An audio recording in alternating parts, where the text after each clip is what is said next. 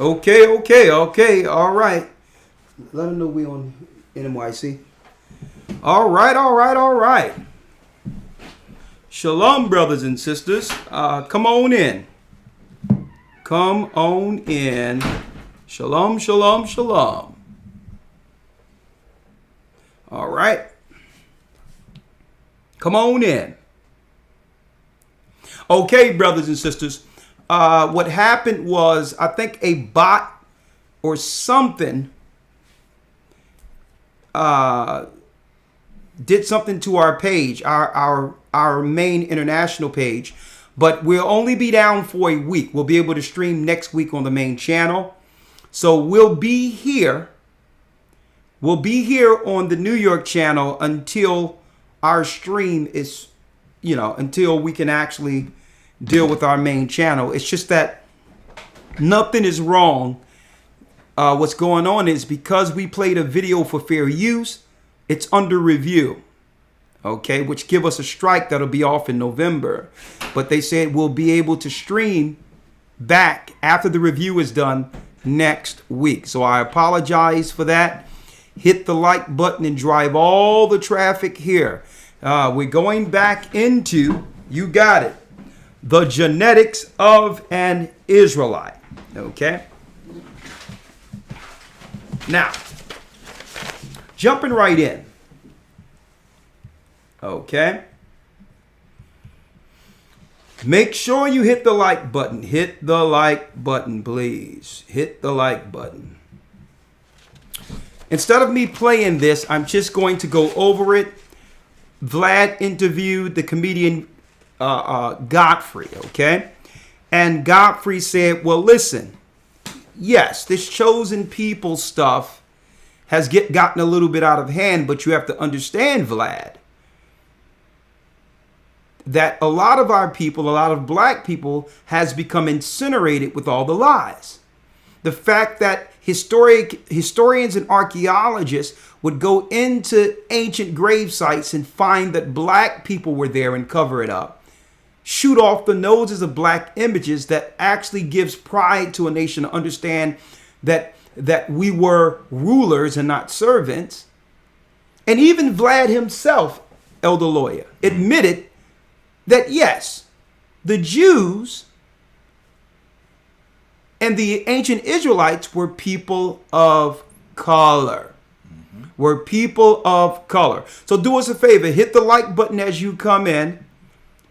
You can find us next week on our main page when our stream is given back. So don't worry about it. It's just under review with YouTube because they're weird like that. Sometimes they have to make sure people aren't spamming or doing things against the rules. We did everything to make sure we were following the rules. We bleeped things out. We said fair use. And we actually said, well, this content comes from Vlad channel or whatever the case is. But even Vlad himself, when you look at this interview yourself, he said that he know that the true Jews or the Israelites were people of color. Now, jumping right in, the genetics of an Israelite, physical and spiritual. Right? There's a few things I wrote down. Where that paper I have here? Yeah, here it is right here. In this interview here, Vlad said the original Jews were people of color, quote unquote, in the Vlad interview with Godfrey. The question is, how can Vlad say this on his platform when Nick Cannon, if he say the people were people of color, he gets shows taken from him, ostracized, and actually get his livelihood taken from him by stating the same thing Vlad stated. Vlad stated that the real Jews or the real Israelites were people of color. That's no different than what Deshaun Jackson said. So how is it he still has a channel? He's not deemed an anti-Semite, elder lawyer, right, after stating the same things that got finances and everything taken from Nick Cannon. Also, the brother Godfrey stated thousands of years no one was there. Well, guess what? We have to slap that down. That's right. Because history leaves archaeology. The same way we've recorded our time period in history and politics of history, guess what? Every ancient government, every government since the beginning of time recorded history. So we're not going to deal with the ignorance of someone just straight looking to ignore history by claiming thousands of years ago, I wasn't there. That's in a totally ignorant observation or conclusion. No one was there. We don't know. We do know. Because everyone on earth, every person on earth are children of those who were back 1,000 years ago. So if there's black people now, before we were scattered, there were black people originally in one remote area as a people before colonization. Okay, so we're not going to deal with that ignorant statement. It happened thousands of years. That's totally ignorant. But he did make some points. Mm-hmm. Okay, but I wanted to highlight, and this is when they said that, okay, let's stop this stream right now. When Vlad said, well, we all know black people are, that the Jews and the Israelites were people of color. So we're going in. Israelites genetically as well as spiritually. Physical, spiritual, genetic Israelites. Right? Elder Lloyd, you had something on that. Yes, sir. Just a few references. Come on. Dealing with the chosen aspect, you wanted Deuteronomy 7, verse 6. Yes. For thou art an holy people unto the Lord thy God. The Lord thy God hath chosen thee to be a special people unto himself above all people that are upon the face of the earth. So when Vlad and others come with this dismissive comment or statement of, this is crazy with any race claiming to be a chosen people. Well, guess what? The Bible states that God has a chosen people. Mm-hmm. Okay. And guess what? And I'm going to go there at another time. Satan has a chosen people too. Also. But the Bible tells us that the children of Israel, the authors of the Bible, are the chosen people of God. Now, what makes them chosen? We'll go there in a moment. Get Deuteronomy 10 and 15 real quick. Let's read that. Deuteronomy chapter 10, verse 15. Only the Lord had a delight in thy fathers to love them. He had a delight in our fathers to love them. Read. And he chose their seed after them. And he chose what? Their seed after them. And he chose their seed after them.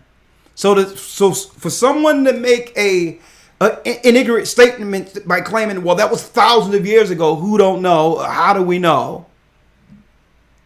Well, there were seeds, there were children from these chosen people who are here today. Now, what is the significance of that? The promise that was given to those people, folks, belongs to their seed, belongs to their children. See? So if the Most High gave Abraham a promise through that seed and say one day these people will rule according to the promise, then it's upon us to find the lost sheep of Israel, because the promises, according to prophecy, belongs to them. Now, that's only a problem when others are claiming to be the people. That's because why? Not only are we dealing with the fact that now we're talking about, the 12 tribes of Israel. He was calling them the 12 tribes of Judah, but he don't know any better. But now we have the discussions now claiming who the 12 tribes of Israel is, while at the same time there's people in the Middle East, having wars throughout the whole Middle East, because they're staking claim to a prophetic prophecy that belongs to chosen people. Mm-hmm. So when Vlad say that this chosen people thing is ridiculous, then he shouldn't be making these statements when it comes to black people saying we're Jews or Israelites. He should be saying, well, let's stop the wars over there. The people over there can't claim they're chosen because his concept is stupid and ridiculous like he claimed. Stop doing these wars, taking the lands that was actually prophesied and given to God, to Abraham. Okay? The Middle East war right now is a holy war, a prophetic war based on a people staking claim to Palestine. So he shouldn't aim that towards black people claiming to be Jews. He should say, well, we need to stop other people going into the land claiming to be Jews if no one understands or knows who they are. And if there's no chosen people, what are these people doing in the Middle East?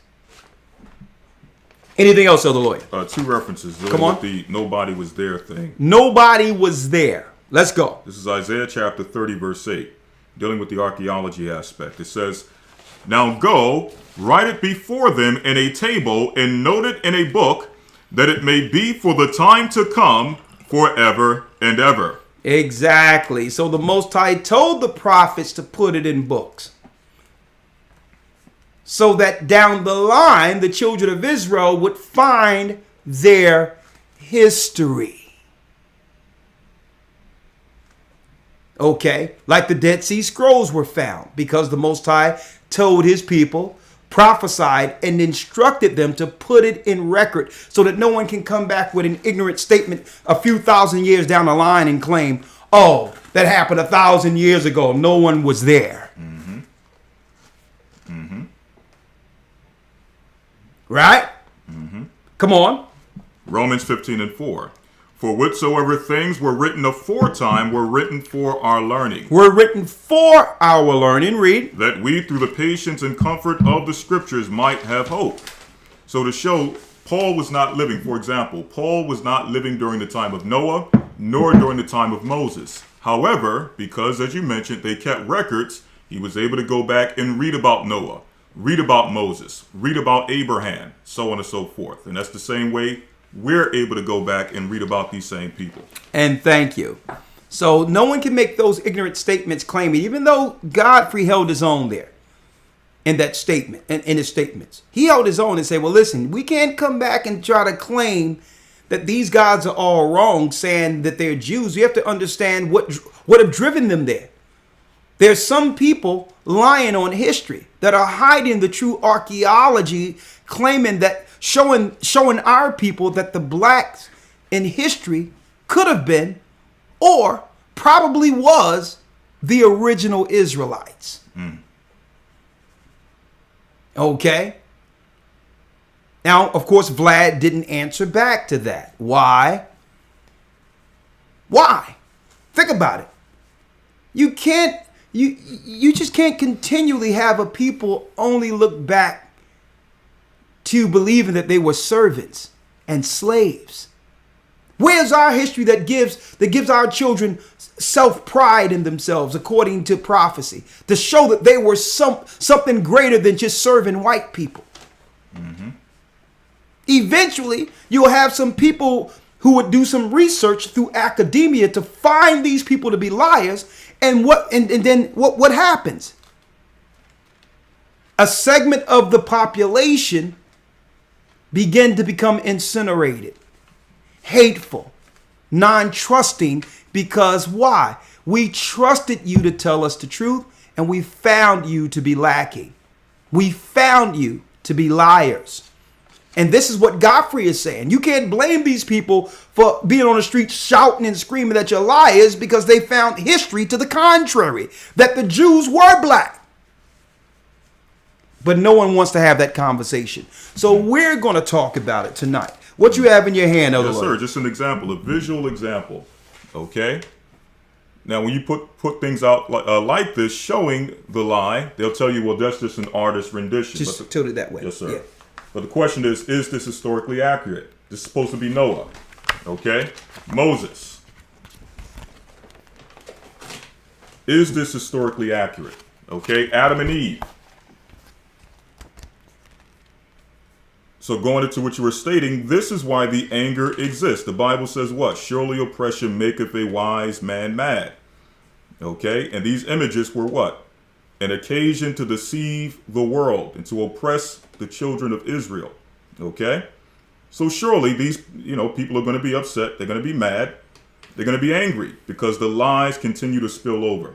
Okay? And thank you. You're doing a great job on the likes because we were a little over 2,000 and we're up to 1,500 right now who are actually viewing. So do us a favor. We have 1,100 in. Hit the like so that the people that were on the last stream can come over because the information we are about to drop will be profound. Okay? And we're gonna drudge through this. But we wanted to use that Vlad interview as the case study, as the scenario, because one thing I can say positive about that interview is the fact that there was a lot of damning information that came not just from Vlad, but from Godfrey also. It was damning information that does harm to the status quo. Okay? And I can respect the fact that Vlad, put it up and had the conversation. He gave his opinion and that brother gave out his. But now we're going to bring the truth. Okay? Now, we're going to bring the truth. Genetics of an Israelite, physically and spiritually. We're going in now. Okay? Now, let's first deal with current history. Our current, because we're going to bring up a Jewish historian. We're going to start with current history. On your screen, there's a guy here. This guy is an Israeli. He's from Israel. And he goes by the name of Shlomo Sand. Look him up. He really falls in line with what you would call an atheistic Jew. Now, of course, we don't believe in some of his rhetoric, but he is a historian, a renowned historian from Israel. Now, why do I bring him up? Because he said, like Vlad, he can say some of the things we can't say. Because he can say it without being called anti-Semite. Who is he? Shlomo Sand is an Israeli emeritus professor of history at Tel Aviv University. There he is. Look him up. He came up in a nutshell, and you can do the research because I'm not going to spend too much time on him, but he came with a book. The book, The Invention of the Jewish People. A publication called The Invention of the Jewish People that got much pushback. It was more so about colonizing, European colonizations, than it was about respecting the history and the prophecies of Jewry according to the Bible. It took a white historian to highlight this. Like, why are you using something religious when none of our people are practicing the righteousness within the book itself? He came straight out and said, this has nothing to do with righteous religion and living amongst the people and righteousness. He says, right out when you look at the book, he says, what type of country in the world that claimed to be inclusive would be able to do this? Where one race can say that this country is a country solely for me and not for all people equally. He says that doesn't make sense in a free world, in a Western world. America can't say this. England can't say this. So how can we have a country strictly for one demographic of people, one of the smallest populations of people? And he says, including myself, as a Jewish man. He says, so you know what I want to do? You know what he did? He revoked himself being Jewish. He says, I'm no longer Jewish. He just revoked it and said, I renounce that claim because what we are is a contradiction to history and what one would read concerning the people in the Bible. So he revoked himself being Israeli or Jewish. Now, why did I bring that out? And I'm going to move off here. Why did I bring that out, folks? Because an Israelite, according to bloodline, cannot renounce their bloodline. You cannot say today, well, I'm not an Israelite. If you're from the seed of Judah, whether you believe it or not, you're still from the seed of Judah. Now, what people can look at their ethnicity and renounce it and say, well, I don't want to be that. Of people who are the people from conversion. Only if you converted to something can you opt out. I can't opt out being a Jew from the tribe of Judah. The curses are on me, on my family, on my children. It's crystal clear that I must be from the tribe of Judah based on prophecy, because we're suffering the curses written in the book. I can't today say, well, today I renounce myself being an Israelite. I'm no longer an Israelite, because I can say that all I want. But the prophecies, which are the curses, will still be on me and my family until Christ returns.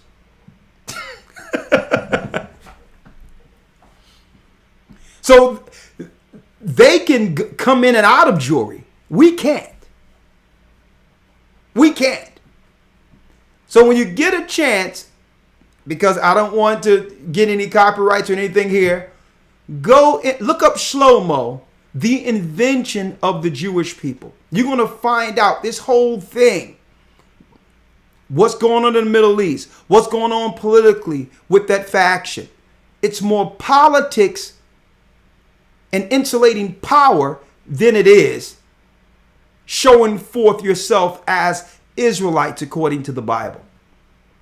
And on top of that, promoting the laws of God.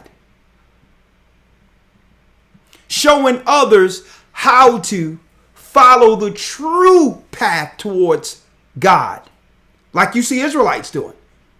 I don't see rabbis out there on the corners and prophesying on the corners, telling people to change their evil ways and to stop their wickedness. Where do you see this at? You don't see it at all. Now, let's jump in now. Thank you, brothers and sisters. Y'all did a great job. We're at 1,800 viewers. We're coming up 1,400. We really appreciate it. We really do. Before we go into the Bible, I would like to make an announcement. October 11th. October 11th will be the first week of, you got it, the Hebrew and Bible Academy for those who haven't enrolled already or are not a part of this one. Yes, we have a brand new one coming October 11th. Starting right now, we're taking enrollments. Get in. We're going into the full understanding of the creation of the universe. The creation of the universe, October 11th. You don't want to miss it. You get 12 full weeks of serious information. Some of the information we're going to go into today, but it's even more in depth in the academy. October 11th. So if you're not in this academy, don't worry about it, okay? You will find your way into the new academy. All right? The only thing you would need to do is send an email to gatheringasone@aol.com or go to historytimes.org, where you can go to historytimes.org, enroll right there. And in a few days, you'll receive your welcome pack and get all the information you'll need to have to be a part of the Hebrew and Bible Academy. So don't forget, come on in. All right? Come right on in.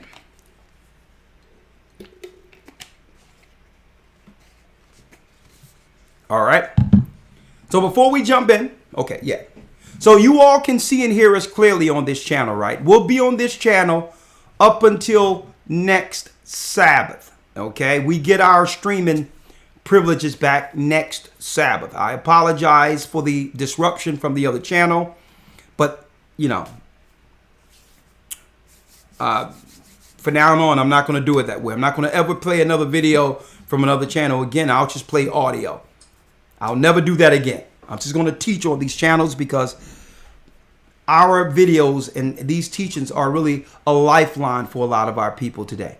I'm going to also go into, at the end of this, what's going on with COVID-19 and how they did the same thing to black people, to Jews in Europe.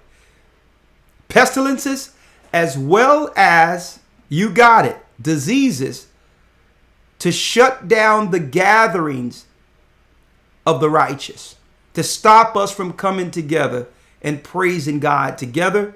The Romans did this in the 1600s, and the proof will be exposed, will be shown today on this broadcast. If you haven't hit the like button, we have 1,800 people. Hit it so that we can drive the people. So we can drive the people back. Yeah, they say YouTube is cracking down. Yeah, they are. So I have to be extra careful. I was warned about it, and we tried to do something different. I can't sacrifice the channel, brothers and sisters, because I know this is our lifeline for a lot of you. A lot of you need this, and it's the word and this connection with the Almighty that He've done through this church that actually, keep our brothers and sisters, on path. So I'm sorry that I did something that probably caused a little disruption. It will never happen again. Okay. Now, Elder Lawyer, let's go. When it comes to the genetics of an Israelite, right? Now, let's get the Zondervan Bible Dictionary. I know I have one in there. I need you to grab that for me. It's one over there. You're going to find one. There's one up there. While he's getting that, Elder Lawyer, let's look under here, right? While he's getting the Zondervan Bible Dictionary, Elder Lawyer, we have so many people today, Elder Lawyer, saying that, well, we really don't know. Right here, right? No one really knows the true color of the Jews, right? Elder Lawyer. Now, there's some points that we're going to bring out of the Bible dictionary today, right? Let's get ham out of the Bible dictionary, right? And I need you to get that when they break down Ruddy breakdown, where it talks about the true color of the tribe of Judah. We're going into the genetics of it. The genetics have what? An outside archetype, right? You have Edomite, so-called scientists and historians who came up with the concept of Caucasoid, Mongoloid, and what's the other one they have? Caucasoid, Mongoloid, and Negroid, right. and Negroid. Yeah, Amerindian. Yeah. So this is modern day archetypes that you can look to scientifically and say, well, you must be from one of these persuasions. Well, no. God didn't do it this way. Exactly. He didn't do it this way. You're not under Mongoloid, Caucasoid, Negroid. You are a nation according to the nations that were divided after Noah's Ark. Noah had 3 sons, Ham, Shem, and Japheth. You are from one of these 3 families. What Esau did was he said, well, okay, we're going to say that the Japhetic people are Mongoloid. We're going to say that the white people are Caucasoid. And we're going to say that the black people are Negroid. And we're going to say climate and all these other things dictates their outside appearance. If they were in this area, this is what developed through time. this white skin and this. All that is straight garbage. Okay. They did that so that they could do what? Dilute the pool, make gray areas, okay, and distract brothers and sisters who usually would get their information concerning nation from the Bible. Because why? We need to know who Ham, Shem, and Japheth are according to the Bible. Why? So that you can understand the prophecies concerning those same races of people. If you get mixed in Mongoloid, Negroid, Caucasoid, you don't know who God is talking about when he says Gog and Magog. You don't understand who he's talking about when he says he's going to take down Edom in the book of Isaiah. You don't understand what it means when the Bible says Jacob will go through Jacob's trouble. If you don't know you're Jacob and believe you're Negroid. So we're going into it today. The Bible dictionary. Let's start off with Ham, because the Western world colonizers would have us believe that we are African. Now, this is make it clear, I'm not casting any dispersions on Africa, because Africa was our homeland, okay? But it isn't the homeland. The same way I can state today, America, I was born in America. This is my birthland. This is my homeland. But this is not my original homeland. Well, I can say the same for Africa. But colonizers would like you to believe that we began in Africa. Lie. Let's read real quick. Ham, the youngest son of Noah, born probably about 96 years before the flood, and one of 8 persons to live through the flood.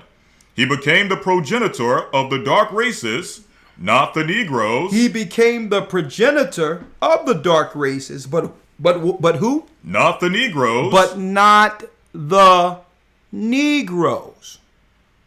Now, Negro is a term that was placed on us by usually the colonizers, but not the Negroes.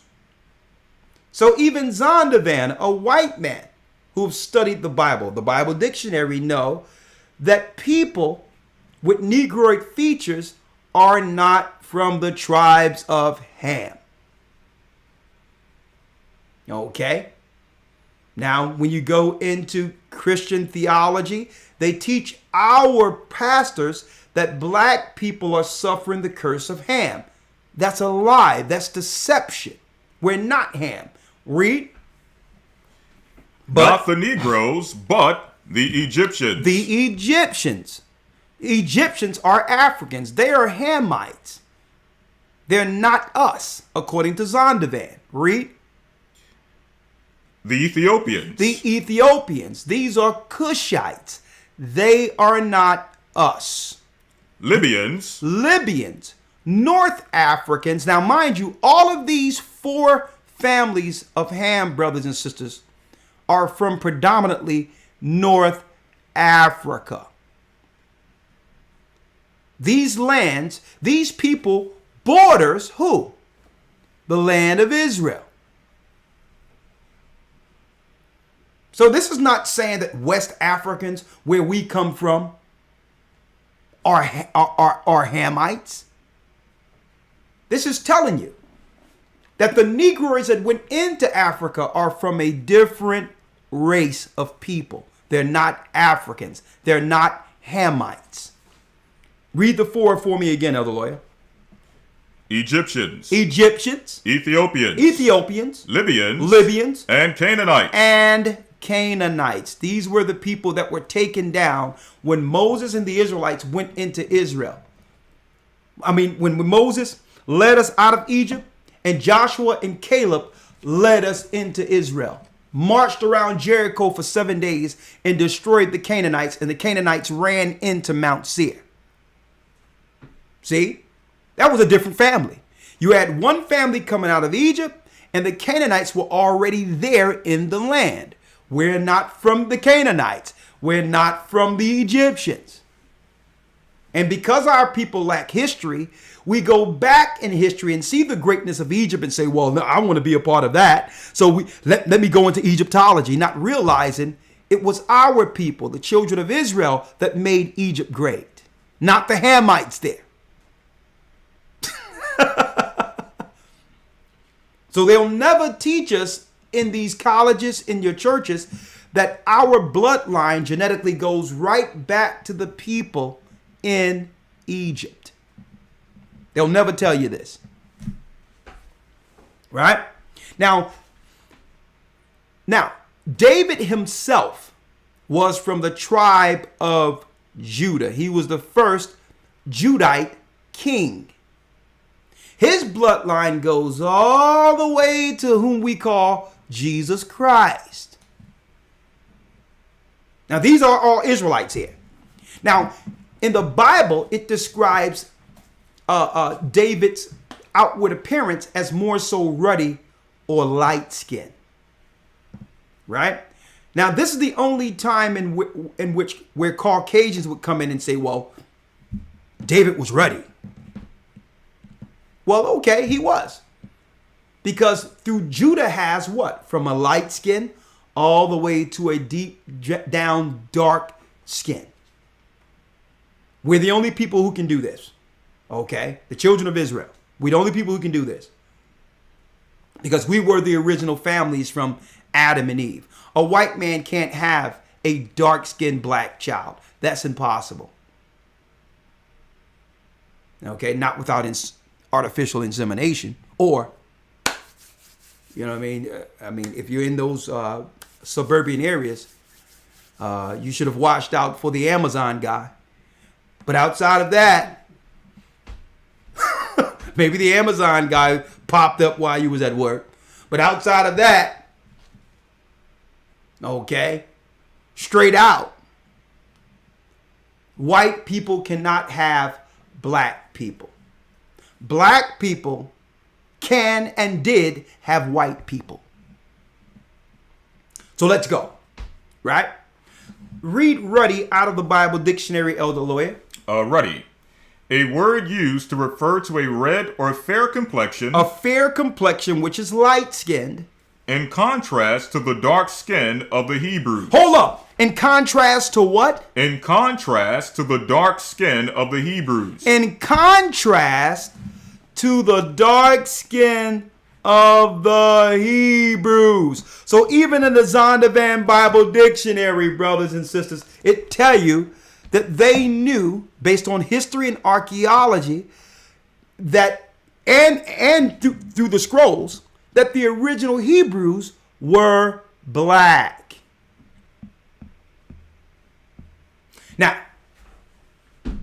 Now, I got a lot of information here, folks, that I'm about to pull out that I usually only pull out in the academy. And I'm feeling a certain type of way with this only 1,600 likes with over 2,000 people in here. Come on, it doesn't cost you anything to hit the button so that the people that dropped off can come back in here. Help us out. We're giving you profound history that can break the chains off the minds of our people. Come on now. What page you are, Elder Lawyer, on there? That's 733. 733. Read that again, Elder Lawyer. It says ruddy. A word used to refer to a fair, red or fair complexion in contrast to the dark skin of the Hebrews. In contrast to the dark skin of the Hebrews. Check that out. I need you all to check that out. Yeah, for those who came in, yeah, they cut the video due to we were playing a video of the interview on Israelites, mind you, between Vlad and Godfrey. And we were playing that so that we can actually use it as a talking point. And keep in mind, we weren't still in copyrights or anything because our page isn't monetized. It was fair use. But before we can actually get into the content, they shut off the streaming for interview. But we'll be back next week on the main channel, so don't worry about it. It's only a week we have in which we cannot stream. Okay, it's just 1 week. Our strike will be off the page. Our strike will be gone in a few months. Okay, but if they interview it and see that, hopefully they'll just take the strike away. Usually the bots hear an audio and stop it before it's actually interviewed by an actual person. So that's what happened. So hopefully they'll fix that, and we could be back. I know we're going to be streaming next Sabbath, folks, from the main page. Don't worry about it. All right. And what I'm going to do is I'm going to upload this video to the main page for those who still want to view it there. Okay. After the lesson's done. All right. Now, Elder Lawyer, what else you have? Now, we know David was from Judah, and he was what? A black man. Historically. He was a black man. What else you have, Elder Lawyer? All right. This is from the International Standard Bible Encyclopedia. I'm going to jump down to where it says, ruddy is the form taken from or taken by the adjective red when used as a term of praise of the human skin, and this is its use in the Bible. It says, words are all usual words for red or to be red. Key point. The dark-skinned Hebrews found great beauty in a clear complexion. See that? The dark-skinned Hebrews what? It says, the dark-skinned Hebrews found great beauty in a clear complexion. Now, some people might ask, and even though it's their history, we didn't write that encyclopedia, we didn't write the Zondervan Bible Dictionary, none of that. It's their people telling us throughout history that we are the Hebrews, we're the blacks. But you're not supposed to say that out in public. We're not allowed to do that in slavery. Okay? But what is the importance of us saying or staking claim to our original heritage as Hebrews? Well, how long have we been complaining about the dysfunctions and degradations of our communities? How long? So, but what comes with us realizing we're Israelites is what? A code on how to righteously interact with one another. So it starts with the color, but it doesn't end there. See? Mm-hmm. Now I don't have to try to convince someone to be on code. We have to understand, we have to now have our people on code according to our God, so that now my children are free to go outside, because why? The people next door understands the code and what happens if they harm my children. How the generational curse will come upon their children if they curse Jacob or Israel.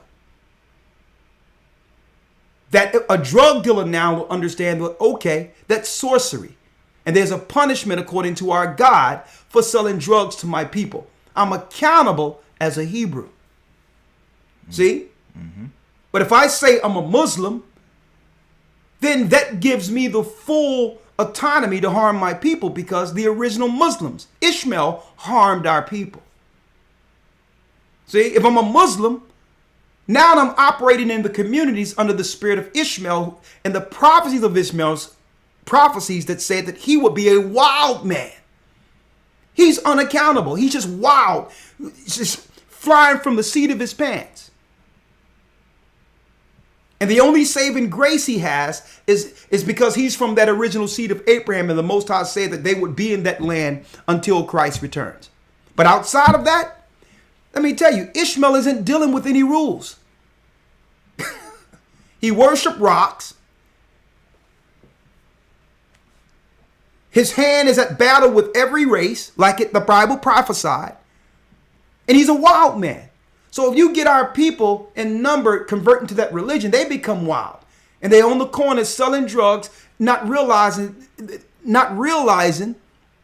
the impact of it, because why? They're under the spirit of lawlessness, like Ishmael. But if they knew that they were Israelites and that was sorcery, you selling drugs, and you are accountable, not just you being accountable, but that curse will go through your seed. Every child you have will suffer the consequences of your actions. So you think you can sell drugs and, well, I'm giving my child a better life and all that. No, the wickedness and the evil, the perverseness, all of that is a bloodline. It's genetic. Your child will suffer a curse for your actions. And you don't know this if you don't first know your God and the fact that you are a Hebrew genetically. And this is why the enemy don't want you to understand this. It changes our habitation. It changes our environment, our communities overnight if everyone got on code and realized they were Israelites. There would be no children out of wedlock. There would be no such thing. There's a code. No, you don't just step up to a girl and ask a girl out to a date. That's disrespecting his father. You get moved on for that. You don't just see a girl looking nice and saying, well, listen, yeah, you look nice, come get with me. Nah, there's a code in the Old Testament for that. If you step to a daughter without the father, there's a good chance in the Bible you would come up missing. Because he done put so much work in that daughter. His whole life is going to change based on who he marry his daughter to. You're a drug dealer? You don't have no code? Hold up. Your parents aren't even together. You don't even know the example of what a family is. Why would I give my daughter to you? No, there's a dowry. My daughter costs. It don't look like you got enough money to make sure you give the life for my daughter that I gave her. If you can't bump her up to the next level from what I gave her as a father, you can't have my daughter. That's a code in the Bible, folks. There would be no single mothers, baby mamas. This is why the enemy don't want us to all together in the community know we're Israelites and will shut you down when you start talking about the impact of it. It's deeper than just being black. This is a code. See? They don't want you to follow the laws because the laws come with a code. The curse go through the bloodline. And guess what else they don't want you to know? The blessings come through the bloodline. When you start following this code, your children are born greater than you from the day they come out of the womb of their mother. They're already greater. They're already on the next level genetically because you are blessed and your seed now will continue the legacy. So not only do the curses come through the genetics, the blessings of Abraham comes through the genetics. Let me drop it on y'all here. So when we talk about the genetics of an Israelite, it's not just saying, oh, black people.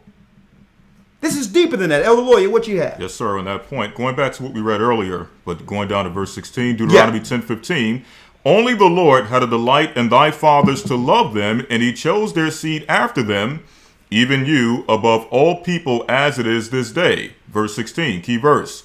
Circumcise therefore the foreskin of your heart, and be no more stiff-necked. And be no more stiff-necked. So we don't just stop with claiming being the chosen or being identified as the chosen. With being the chosen, there comes great responsibility. That responsibility is what? To circumcise the foreskin of your heart and be no more stiff-necked. Now you have to change. Exactly. Now it comes the change. That's why in the New Testament it says repent. For the kingdom is at hand. Repent means to change. Mm-hmm. Mm-hmm. Now these European colonizers came over and they began to teach this whacked out religion, this doctrine in the churches that it doesn't matter who you are, while they're claiming to be Israelites. And on top of that, they would teach in our communities the law's done away with. Mm-hmm. The law's done away with. So what are you teaching people? That there's no accountability. How can you have a doctrine to say, well, Christ is the end of the law? Nah, you're not even understanding that scripture. The law it was talking about, when it says Christ is the end of the law, it was talking about the law of sacrifice. It wasn't talking about just discounting the code that the Most High gave Moses. You think he gave Moses that law in vain? That was talking about the law of sacrifice, having to sacrifice animals. Christ's blood was shed on Calvary so that animals wouldn't be sacrificed for the sins of the nation. That law is the law that was placed on the cross. So this is how they twisted everything up on you for you. But let's get back to the genetics physically and all that. We already showed that Judah, David, was black. He was fair-skinned, but he was still black. Okay, even in the Songs of Solomon. Let's get that Songs of Solomon. Let's see what the people were saying back then. I'm black but comely. Let's get it.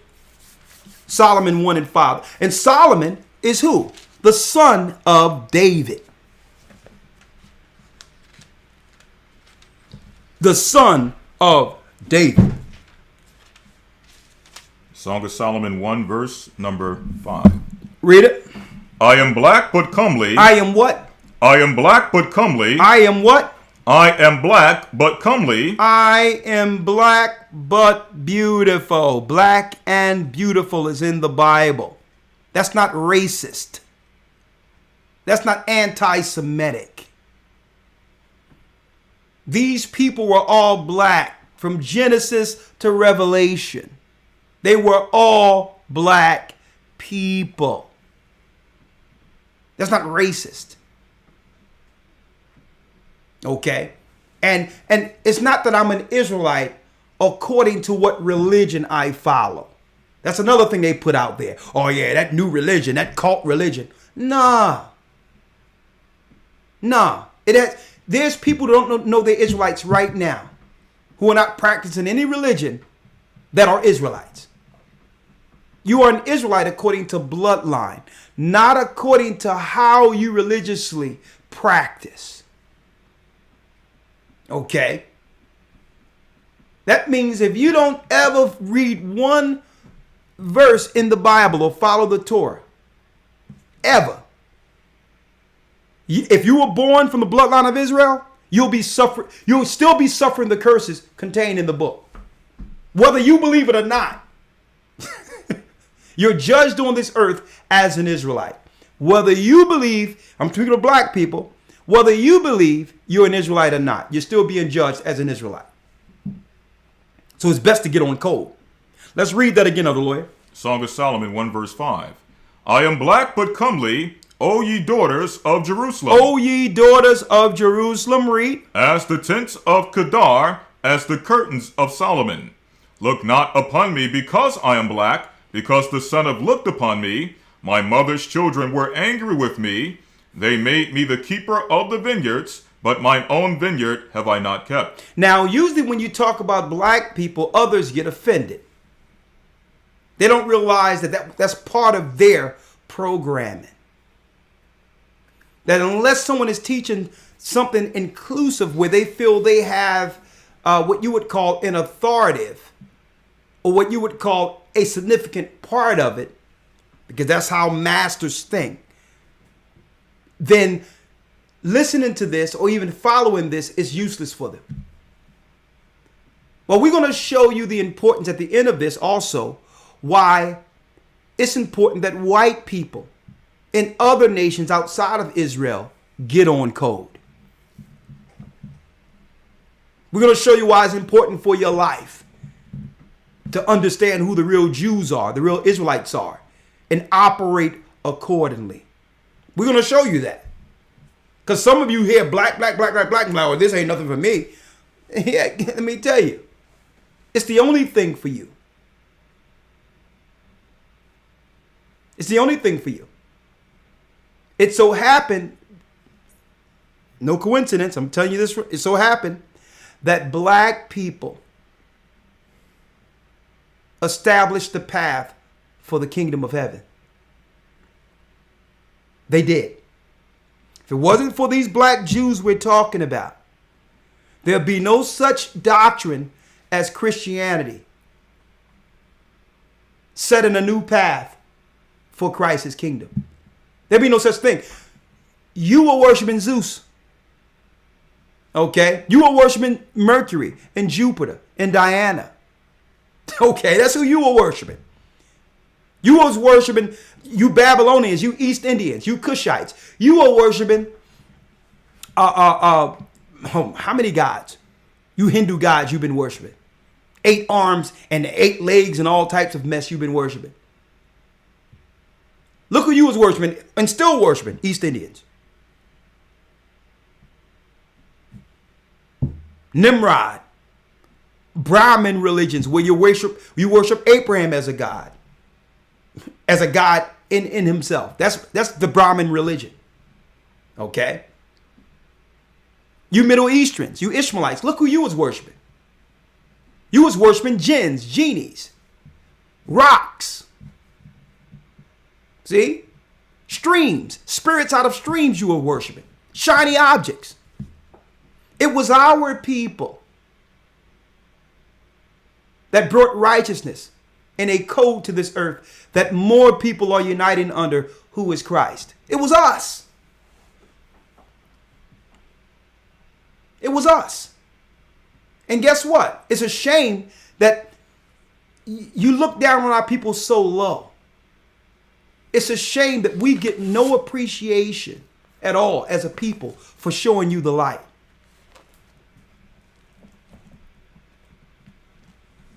You never even examined it that way, did you?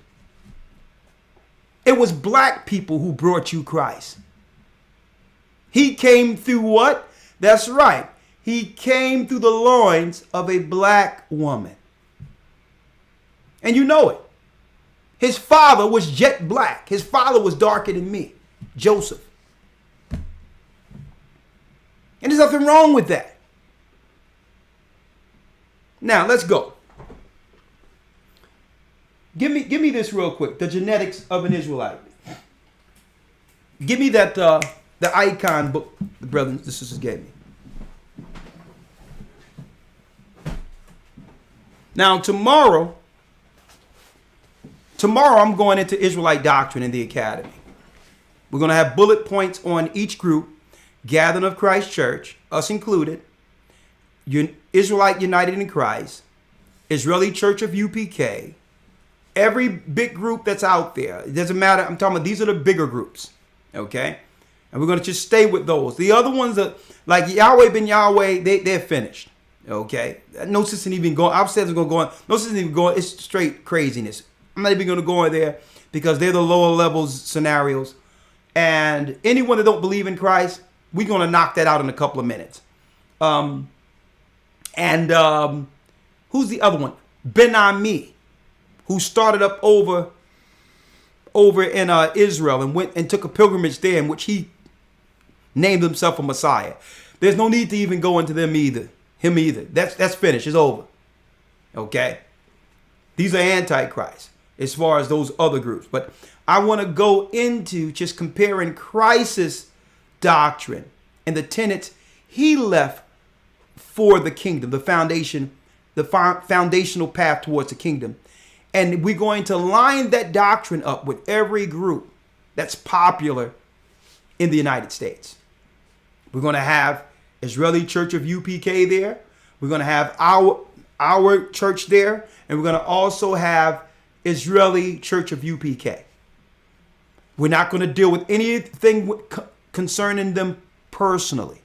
Test their doctrinal points that they teach as fact. This is what they believe. Nothing personal.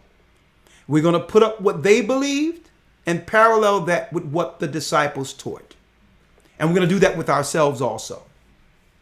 Okay, we're going to do that just so that brothers and sisters can make an honest choice, not based on who know their Israel and how much history you know. No. Christ is the way. Period. And if it doesn't fit, what? You heard what Johnny Cochran said. You must acquit. That's it. Now, in this book right here, I think a sister gave me this in Virginia.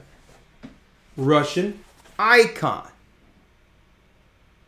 Now, these are some of the original pictures of Eastern Europe depicting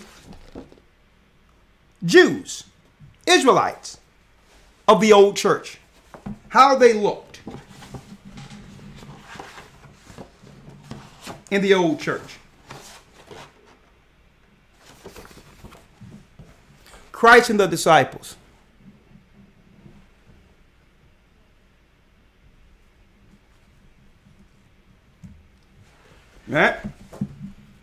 down the list here. Let's go down the line here. All right. The Last Supper.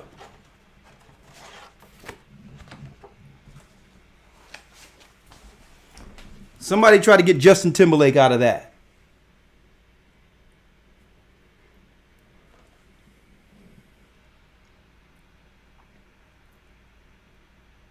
So it's utterly ridiculous when people out there claiming that it's 1,000 years ago, no one was there. How do we know? Someone drew these pictures.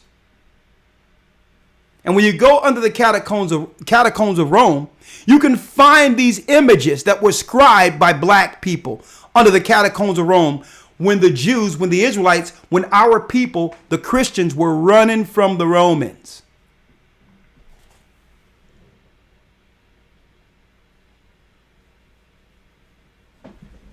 Yeah. Eastern Europe. You'll never find these images in the Western world where they've trained our people that we're predisposed to being slaves.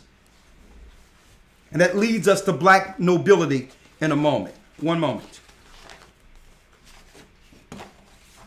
See, stuff like this free the minds of our children. They tell our people the most you can achieve is a college education. Get in debt all of your life and become a debt slave to the enemy.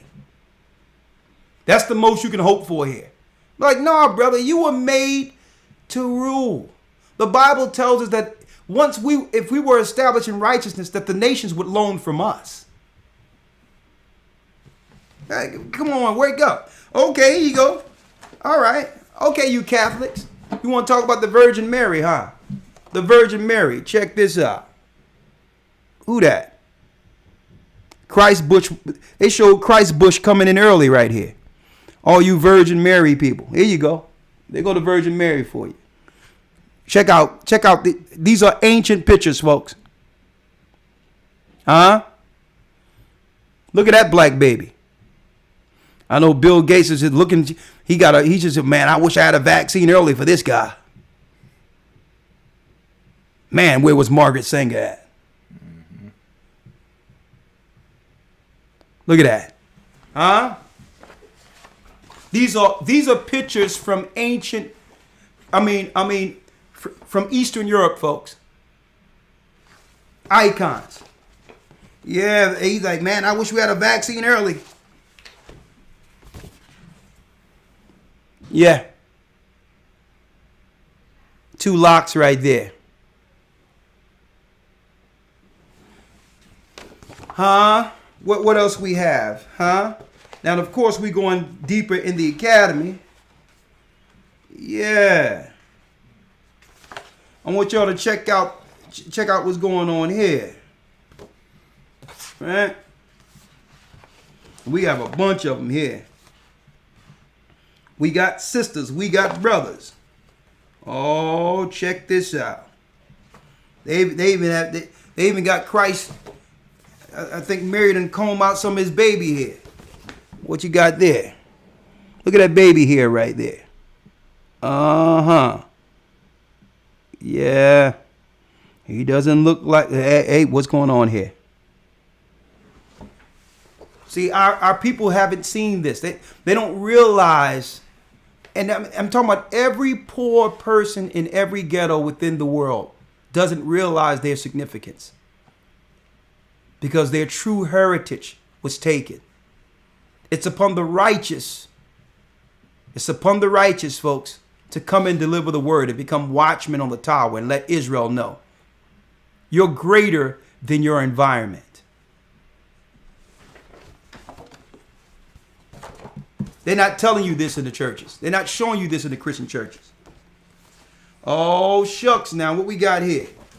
Christ doing the transfiguration. I don't see no white people here.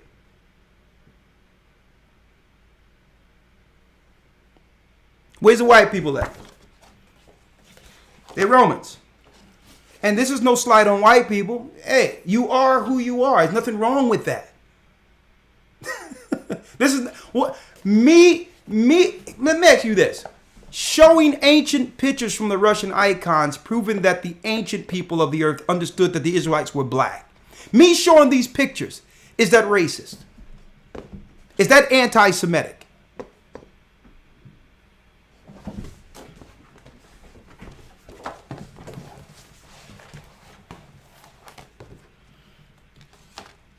I think this is, let's see here. I think this is St. Ignatius. I think this picture right here is St. Ignatius. I'm almost sure. Oh, look at that. Huh?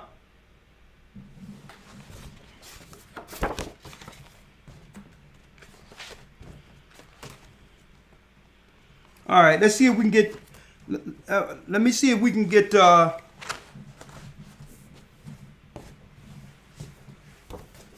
let's see if we can get the Backstreet Boys out of this one. Let's see if we can get the Backstreet Boys out of this one here. Look at those bushes. Let's see if we can get NSYNC out of this. Look at that. That's Christ in the 12. That look like the March on Selma right there. All these bushes. Huh? What's going? Let me put it closer for y'all. Look like they're in line for a Temptation concert.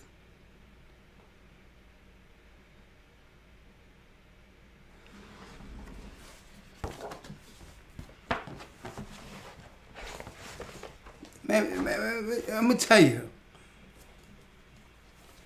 it's a shame how much lying they've done.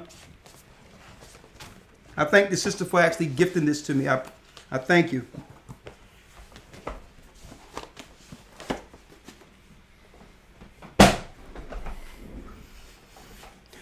Elder Lawyer, get Acts 13:1 real quick.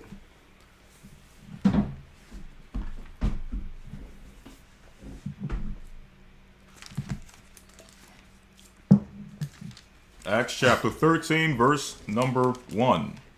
Come on. Now there were in the church that was at Antioch certain prophets and teachers, as Barnabas and Simeon, that was called Niger. Exactly. You can't get the Jonas brothers out of that.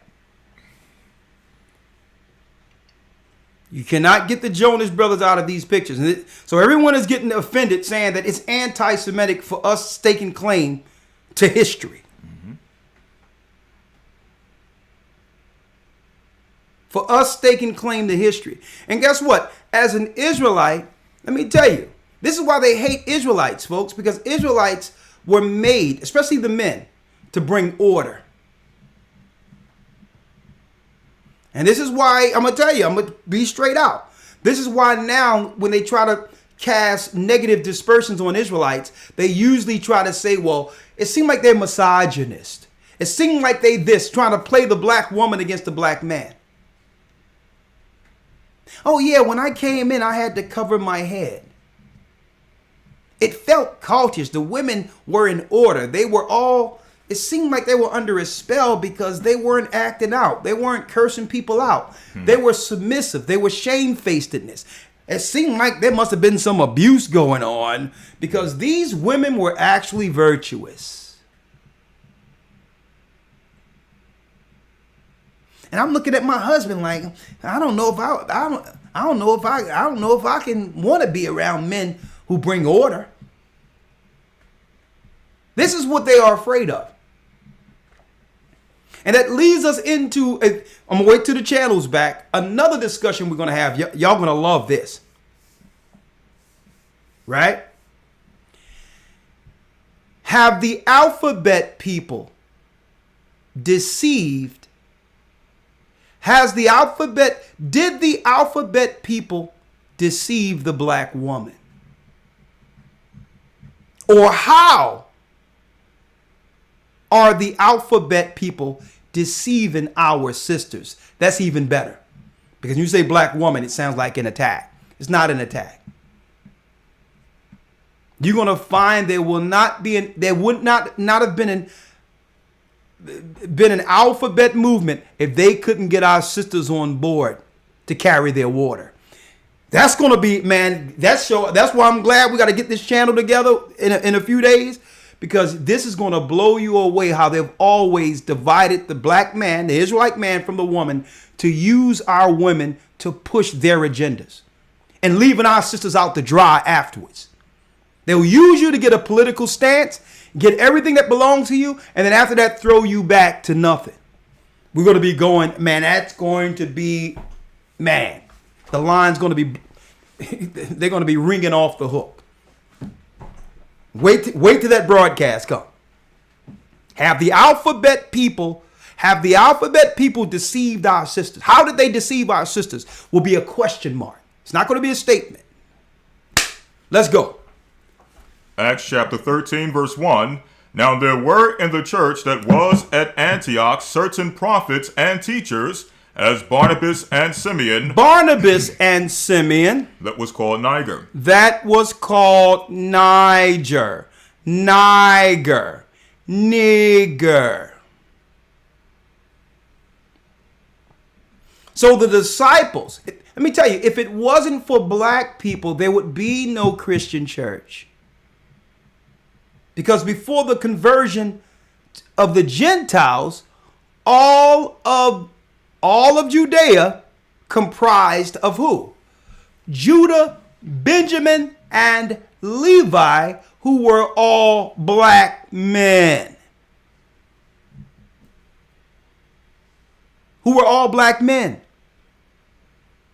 Now, we went into it Wednesday where Christ prophesied that by the edge of the sword we would be scattered all over the earth, fulfilling the prophecy of Deuteronomy 28 and 64.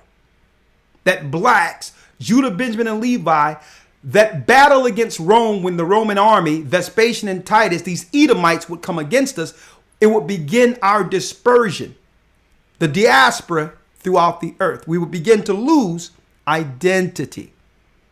See? And the only people who would hold that identity were the converts of Idumea. Those that converted during the time of Hyrcanus. See? So if we fall and are dispersed all over the earth, by default, the converts would begin to stake claim to what? Jewelry. And with each generation losing our substance, our identity, these people will begin to embolden themselves as the people in our absence. So it's hard for them to let go because that's all they ever knew for generations. They had children who believed coming out of the womb that they were the people of Abraham, Isaac, Jacob, just like the Samaritan woman who Christ engaged. After so much time of the Samaritans living in the land, this woman of Samaria, John 4, started to believe that she was one of the people. And that's what I'm saying. Some of these people now are claiming to be the people have been lied to. They don't realize they're converts. The original Israelites were all people of color. Even Vlad said it. He know it. But they don't want to continue to have that conversation because what is the next conversation? If we are now the Israelites and the Jewish people have received everything being converts, how much more should the blacks receive who are the true people? That's the conversation they don't want to have. If you get all this being converts, how much more should the genetic bloodline receive?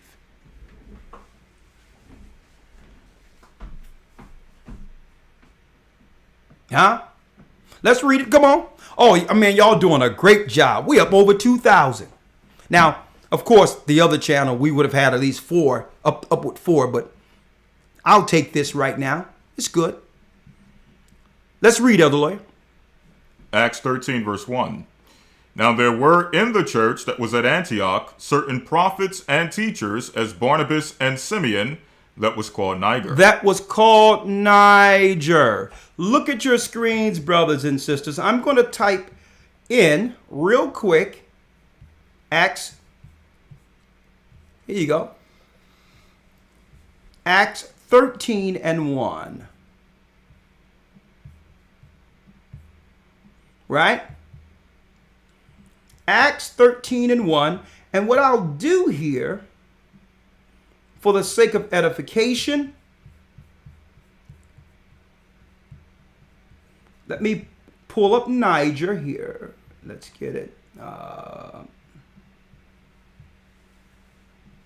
For the sake of edifying, what I'll do, you okay, lawyer? Yep. Okay, great. I need you to look at your screen here. Let's edify.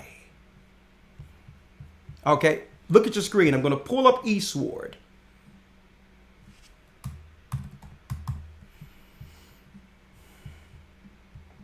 The genetics of an Israelite. Let's go. Eastward, where is it? Right here. There you go. And I need you to look at that. It says, now there were in the church that was at Antioch certain prophets and teachers, as Barnabas and Simeon, that was called Niger. That's Greek 3523. See that? 3523. Now let's go over here and see what that 35. Now, hold up. It's 3526.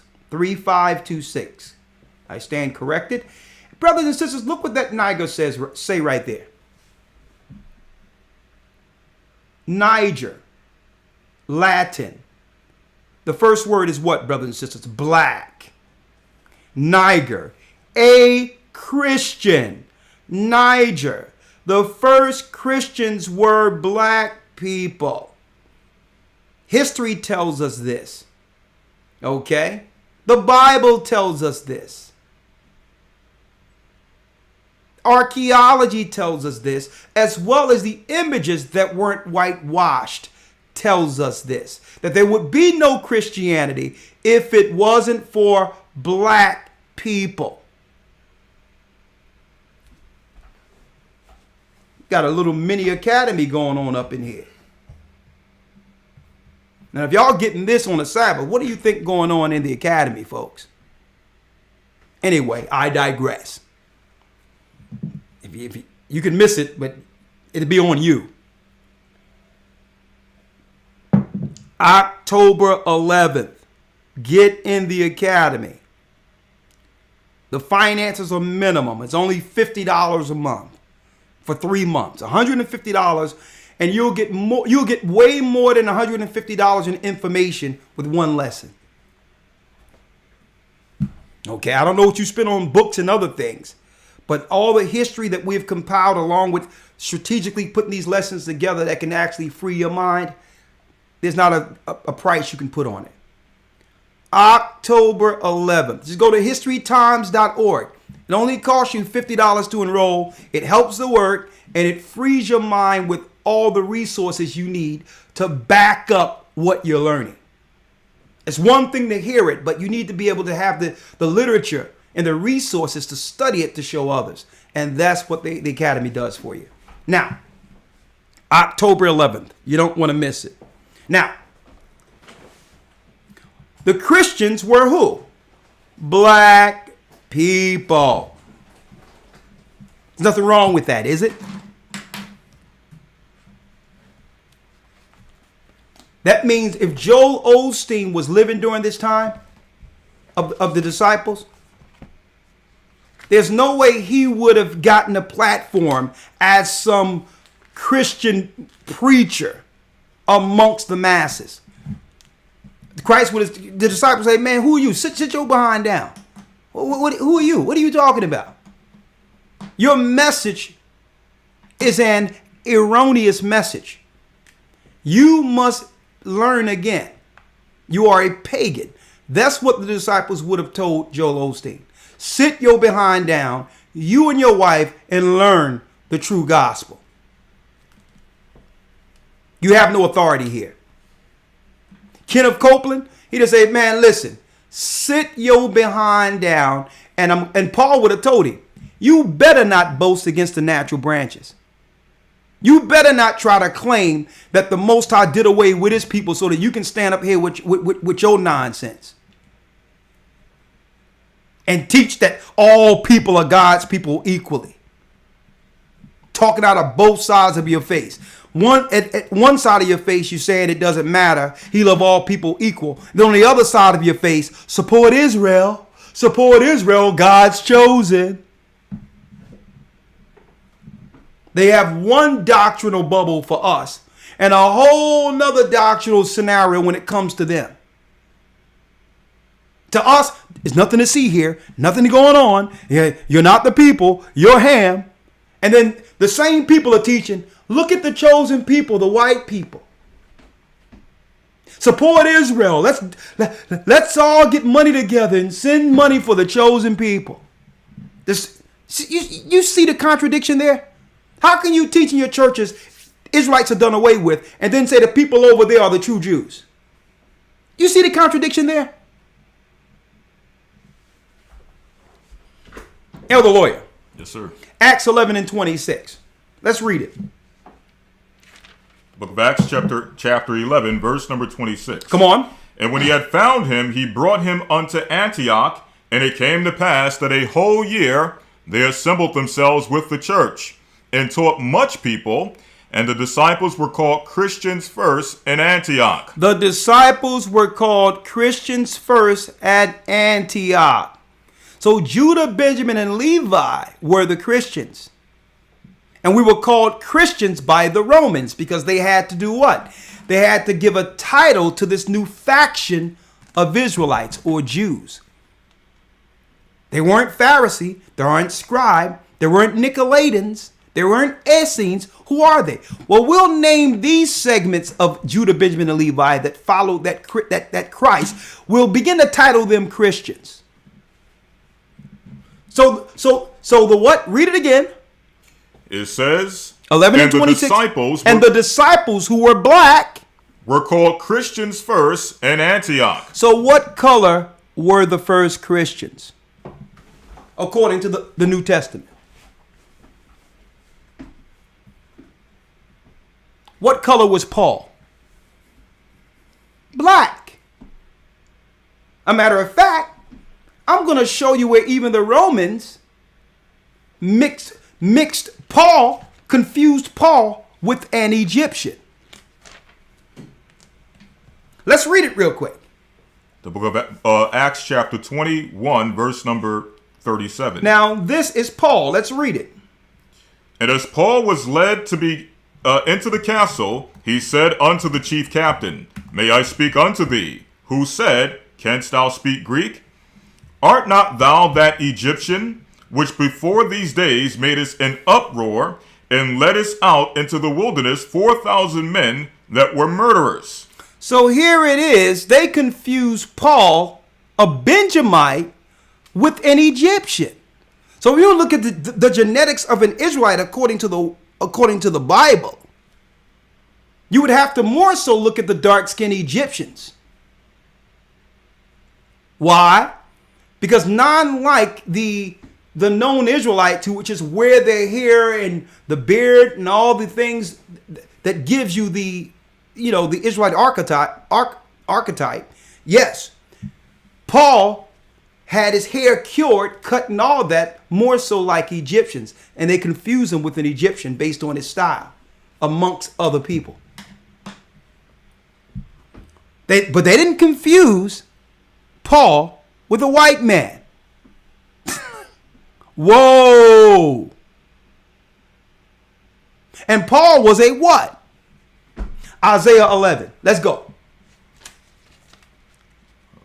Romans 11. Let's go. Yeah. Romans 11, verse number 1. Read. I say then, have God cast away his people? So, because the Christians would teach you that God cast away Israelites and got Gentiles as his people now. So Paul is posing the question to the Gentiles in the churches. Have God cast away the original people, the bloodline Israelites, his chosen? Read. God forbid. That means no. Why? For I am also an Israelite. I'm a what? For I am also an Israelite. Paul was a what? For I am also an Israelite. So the disciples were black, and they were also what, brothers and sisters? Israelites. The original church were black Israelites. People of color. He says, how can you claim that the Israelites are done away with when I'm your teacher, Gentiles? I'm your teacher. So you better not come up in here thinking it's about you. The only reason I'm giving this to you is because God is about to put his people in captivity. We're going into slavery. And the only reason you are getting anything is so that our God can provoke the true people to jealousy. They're going to look at what you have and ask our God, how can we get it back? So I'm coming to you, Gentiles, not because you're the people, because soon God's people will be scattered. They're going to be in a low case, and eventually they'll look at you, and through the gospel, through the understanding, they will be provoked to jealousy or emulation and say, God, I'm tired of this condition for me and my family. What can we do to get back our original position? This is why Paul went to the Gentiles. Read Romans 11 again with that in mind. So he told those Gentiles, did God cast away his people which he foreknew? Read it again, Elder Lawyer. I say then, Romans 11 verse 1. I say then, have God cast away his people? God forbid. For I am also an Israelite. I'm a what? For I am also an Israelite. So don't ever let people convince you, brothers and sisters, that Israelites is a religion. That's deception. That's an Edomite deception. You're not an Israelite according to religion, according to how you follow the Bible. You are an Israelite according to bloodline, genetically. This is why other nations are ruling, and this is why we're on the bottom. We're suffering the curses of those same Israelites who did what? Walked away from God and God's law. Until this day, deny Christ. Elder Lawyer, get John 1:47.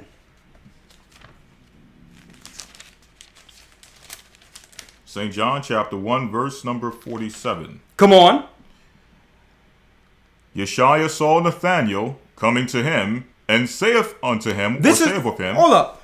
It says Yeshua saw Nathanael. Now this was an Israelite brother named Nathanael. Coming to him and said to him what? Behold, an Israelite indeed, in whom is no guile. An Israelite indeed, in whom is no guile. So Christ pointed out an Israelite that he would accept. An Israelite that would come without guile, venom, vitriol, hatred.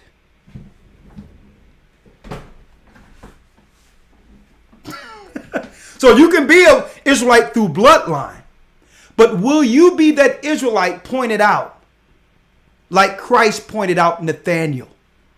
An Israelite that doesn't judge with the outward appearance only. See? That will not use the doctrine of Christ as a weapon against other races. And use the Bible as a weapon. You cannot weaponize the gospel against another race of people. That's guile. That's hatred. You must get help. You must get counseling first and get over your emotional hang-ups before teaching this gospel. Okay? There's nothing wrong with sitting down with someone and resolving your past and getting your mind together before coming out with all that hatred of what the white man did to you. Okay? That's ridiculous. The Most High sick the white man. He put the white man on you for disobedience. So you can't run around and say I'm an Israelite, but everything come out of your mouth is profanity and guile against other races of people. And you set up a whole doctrine where you get a club of haters with you to hate other people. The same people that you're going to have to help get in order with our God. Like Paul did, like the disciples did. And guess what? You know I'm going in it tomorrow. Israelite doctrine. You can be an Israelite, but are you an Israelite with guile?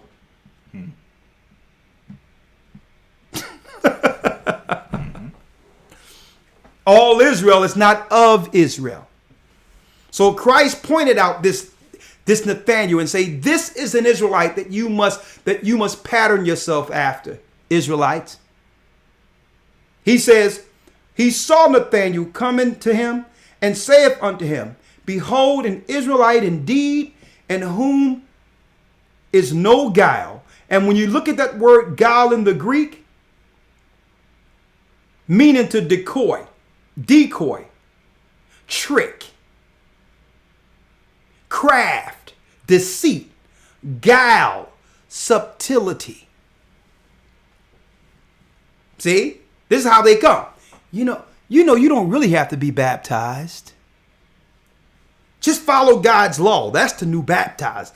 Follow the law and you baptized already by reading the word. Guile, serpent, devil, deceit, crafty. And you look back and says, okay, well, Christ says he's the way, the truth, and the life. Shouldn't you do it because he did it? Well, you don't really, it's up to you if you want to do it. It's just like taking a bath if you want. Devil, subtle, guile. Because you know it's deeper than taking a bath. Okay? You know it's deeper than that. It's confessing before the world you are a sinner like any other sinner. And that you're willing to lay that old man in the water for newness of life. That's what that represents. It's deeper. You don't think about those things before you take a bath. Exactly. So this is how you know whether or not an Israelite right out is an Israelite according to Christ. You'll ask them, what is your take on baptism? And if they say baptism isn't a prerequisite, I don't care how much history they have. I don't care how much they've learned. You're speaking to a dead man.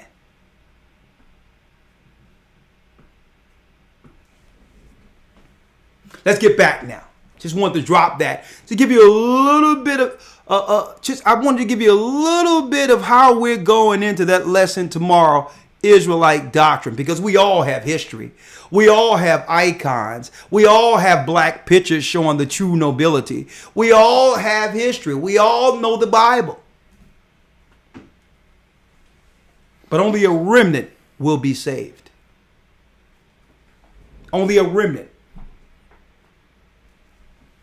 Christ says he's the way, he's the truth, he's the life, and no man cometh to the Father but by him. John 10 tells us he's the porter at the door. If you try to come in any other way than what's established by Peter, that he gave Peter, you are a thief and a robber.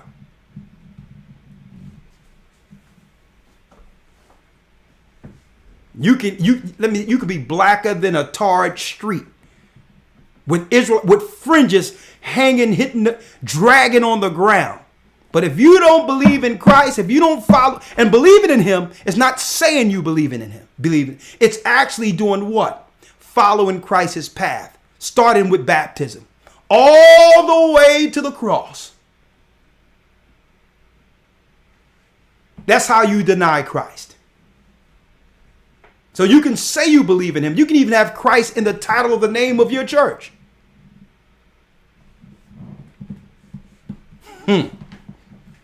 Be there tomorrow. I mean, I'm so excited about this class tomorrow, Israelite doctrine, because we're going to take our time and deal with it like we've never dealt with it before. No personal attacks, doctrine. Does hell exist? Is there reincarnation? Who came up with the concept of reincarnation? What groups is teaching it? Baptism, is that a prerequisite? Who came up with that concept? Is it a Christ concept? Is it true? Did it start with John or was it in the Old Testament? We're going all the way in. And we're going to go into the history. Prophecy. Who are the teachers of the original Israelites or the Israelites we see today? And do the Israelites that we see online still follow the doctrine of teachers that they right out will say today was false teachers?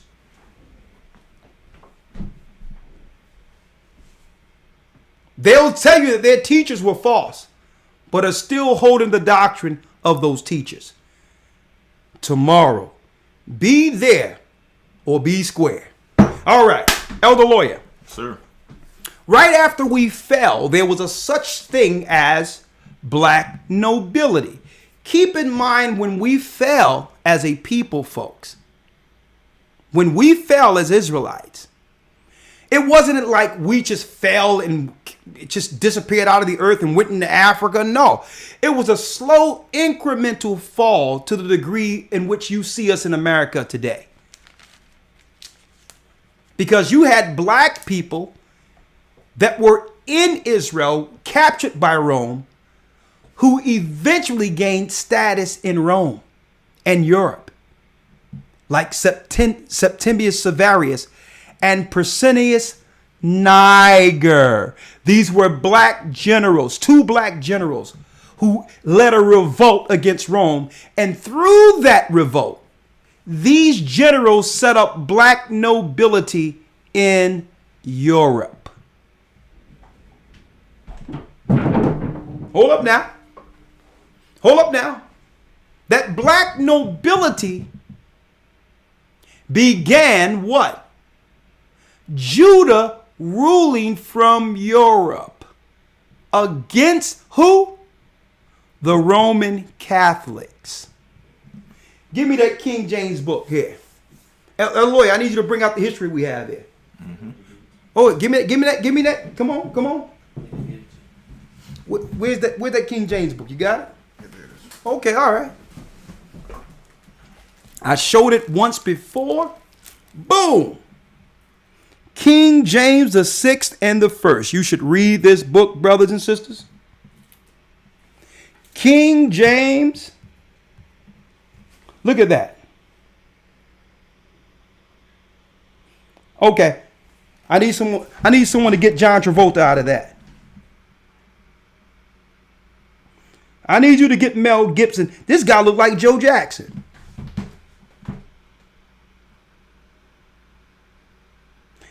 Look at the garments this brother have on. Check out. You know how much it would cost to make something like this today? Huh? King James was a black man. Okay, of course they'll lie to you. They'll say, oh, he was a homosexual. He had sex with... These are all Jesuit lies. King James spoke 9 different languages. Eloquent. He had what, 8 children? Mm-hmm. He had 8 or 9 children. He had 8 or 9 children. Mm-hmm. He had a wife. He sat on 3 thrones at once. France, Ireland, as well as Great Britain. 3 thrones at once. But see, they couldn't teach that to slaves in the 1600s. And then they eventually killed his son, Prince Charles I, and put European Germans on the throne. White people. So the remnant of those who stayed in Europe became black nobility. And during the time of King James, he did what? He got 70 scholars together to do what? To preserve the word that would awaken the lion in the last days. The King James Version Bible. Fighting against the Romans the whole time. In this book, he identified Rome as the seat of the Antichrist. You're waiting for one Antichrist. Who do you think behind everything right now? The Jesuits, the Romans. They're snakes. They're Jesuits. They get YouTube channels. Okay? They get YouTube channels like Vlad TV. They get YouTube channels like Vocab Malone, Apologetics. These are Roman Catholic demon babies. Okay? They fight against us through stealth the same way the Romans did King James, the black man. Elder Lawyer, we have a few things on black nobility that you wanted to bring forth. Let's talk about it. Yes, sir. And before we do that, I'm going to read Acts, the 2nd chapter. As you were mentioning, Yeah. Israelites were scattered throughout different empires in which eventually they rose up into prominent positions. This is Acts chapter 2, verse 5. There were dwelling at Jerusalem Jews, devout men out of every nation under heaven. Jumping down to verse 8.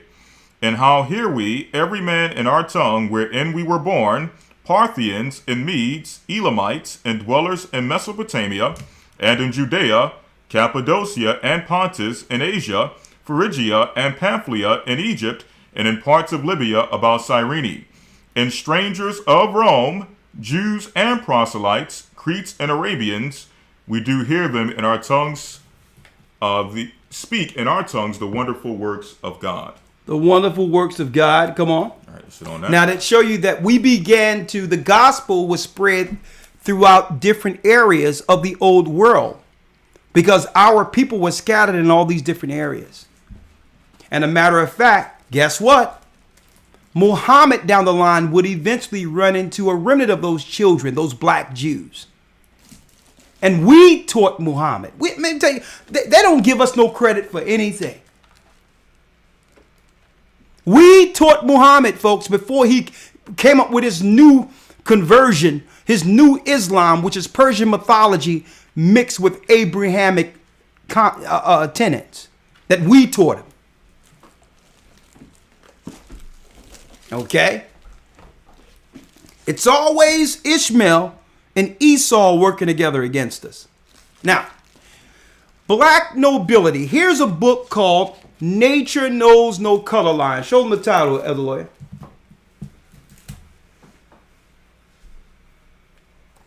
And see, you know why I'm doing this also? I don't ever want to hear people claim that we don't teach and all that and bring out resources on our regular classes and that we keep everything for the academy.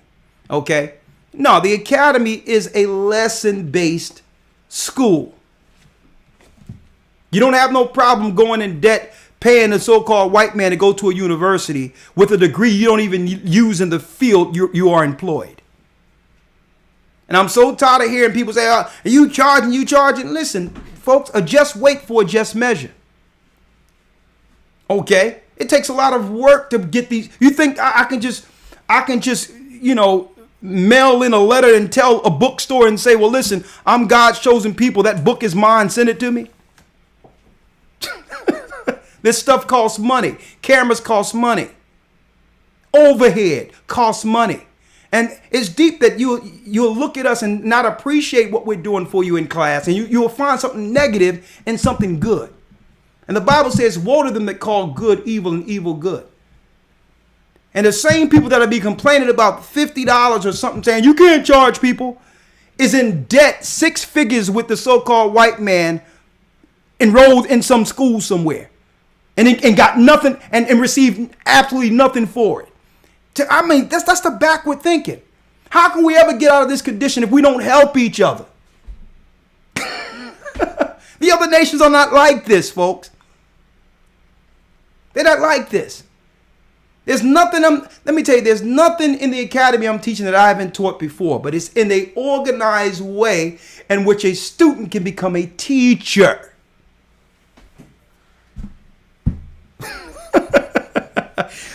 I had to digress with that. And I'm like, man, and when I'm teaching the academy, I'm like, man, I wish there was a way in which we could actually do it. But it's impossible because if we had all these people people who don't believe in all that and coming in causing disruptions, it would be chaos in the academy. And then on top of that, the administration already is working 24 hours. Can you imagine us opening it up for free for tens of thousands of people and people sending emails and people coming back saying they didn't get in? It would be crazy. Now, I just wanted to say this because some guy wrote an email, yeah, man, you shouldn't charge for the academy. I'm like, listen, I don't have to charge for it. And And I'm glad you, and I said, brother, I'm glad you brought it up because you've just volunteered. Huh? I'm talking to the dude on the phone. He said, volunteer for what? I'm like, brother, the only thing you have to do is send me the amount that it costs for me to do an academy every week. And I'll let everyone know you're sponsoring them. Okay? That means we don't have to worry about no overhead going forward. And on top of that, you're going to set up the administration to correspond with all these people to make sure they get what they get every day. I appreciate it, brother. You know what happened? The phone hung up. I'm like, what happened, bro? I thought you wanted us to do it for free. I'm like, you have it free administration where someone is working 24 hours to make sure thousands of people can get something. And you're going to pay for all the overhead and what it cost us to do it. I'll send you the bill. Thank you. And when more people look to come in for free, you must hire more administrators to deal with them.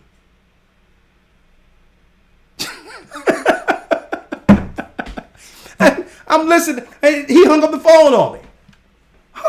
Brother, I thought you wanted to volunteer and help our people get this for free. Because people don't realize what it takes to run something and to keep it consistent. They're carnal. They only talk. They don't know what it takes to build. They don't know what it takes to build, but it's okay. It's your loss. Because I've spent $50 on much less, folks. I'm going to tell you this right now. We throw $50 away. But I digress. Let's go, Elder Lloyd. Right, so this is page 76 from the book, Nature Knows No Color Line, where it says, Negroes in coats of arms of noble families. I'll read the caption, show the image, and then jump over to page 81. You come on in a little. Yeah, there you go. Yes, sir. So this is page 76. It says, British families, top left, the Moores of Yorkshire, including Sir Thomas More, Chancellor of Henry VIII. So here's an image.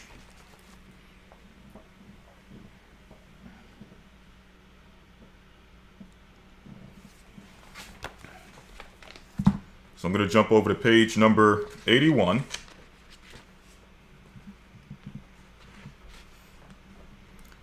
It says, among families named More, or More with one O, are some very distinguished ones as Sir Thomas More, great Lord Chancellor of Henry VIII. Now, if you look up Sir Thomas More right now on the internet, if you pull up his picture, you're going to see a Caucasian. But here in the record, it's telling you that Sir Thomas More was a man of color. It says, great Lord Chancellor of Henry VIII. We know that King Henry, speaking of King Henry VIII, and author of Utopian. His coat of arms shows a thick-lipped Moor.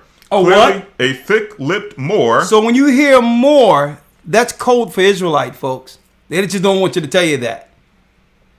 A thick-lipped Moor. Clearly of Negro ancestry.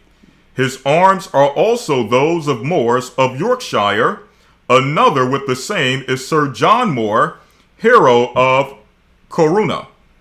Among other Moors with Negro heads are those of London, Berkshire, Kent, Canterbury, Wiltshire, Suffolk, Derbyshire, Ireland, and many others, including some mentioned in Burke's peerage as Earls of Drogheda. Now these are who? Black nobility that's being hid from our people in Europe. Because the original, don't forget, England, we took out parts of the land for ourselves and named it England, which means what? Land of angels. English is angel's tongue. So we started dealing with our language, a small variant, almost a variant of Hebrew almost, opposed to the Latin that the Romans were speaking, folks. Now, give them the picture on the front of that. All right. Then it said the thick-lipped Moor. But when you see the picture of this same guy today, they got a white dude up there. Mm-hmm. They got a white dude up there, and then if he was white. Nah, he was a thick-lipped Moor. History tells us this. You're liars. They got a dude looking like Jay-Z up there, extra lips. And then the next time, by the time we see the guy, he's Prince who? Prince Charles? He's a white dude with no lips? This is how they've lied to you, folks. Come on, Elder Lawyer, let's go. This is a book called Black Africans in Renaissance Europe. Black Africans in Renaissance Europe. All right. And we're going to go to page number 42 to get some history. In fact, 45 to get some history on the cover picture. Okay? Yeah. All right. Here's that same image, page 45. We're going to jump over to the description on page 46. It says, it's describing this image on the front. It says, the black African gazes calmly out to his right. His face is composed and his eyes are steady. He has a mustache and a longish beard, accepted as a sign of status and of virility, both in Africa and Europe, but significantly, he does not have an earring. In every important respect except skin color, this portrait represents the very essence of a Renaissance gentleman or prince, and it turns the notion of black African stereotypes on his head. This demands to be judged by European rather than African standards, and proclaims his identity in European rather than African terms. He is not a slave, he has no body markings, and he wears no gold jewelry or pearl earrings. He's not laughing. He looks anything but lazy, drunken, or criminal, appears no more or less sexual than a white European ambassador or courier, and is not represented in typically black African occupation.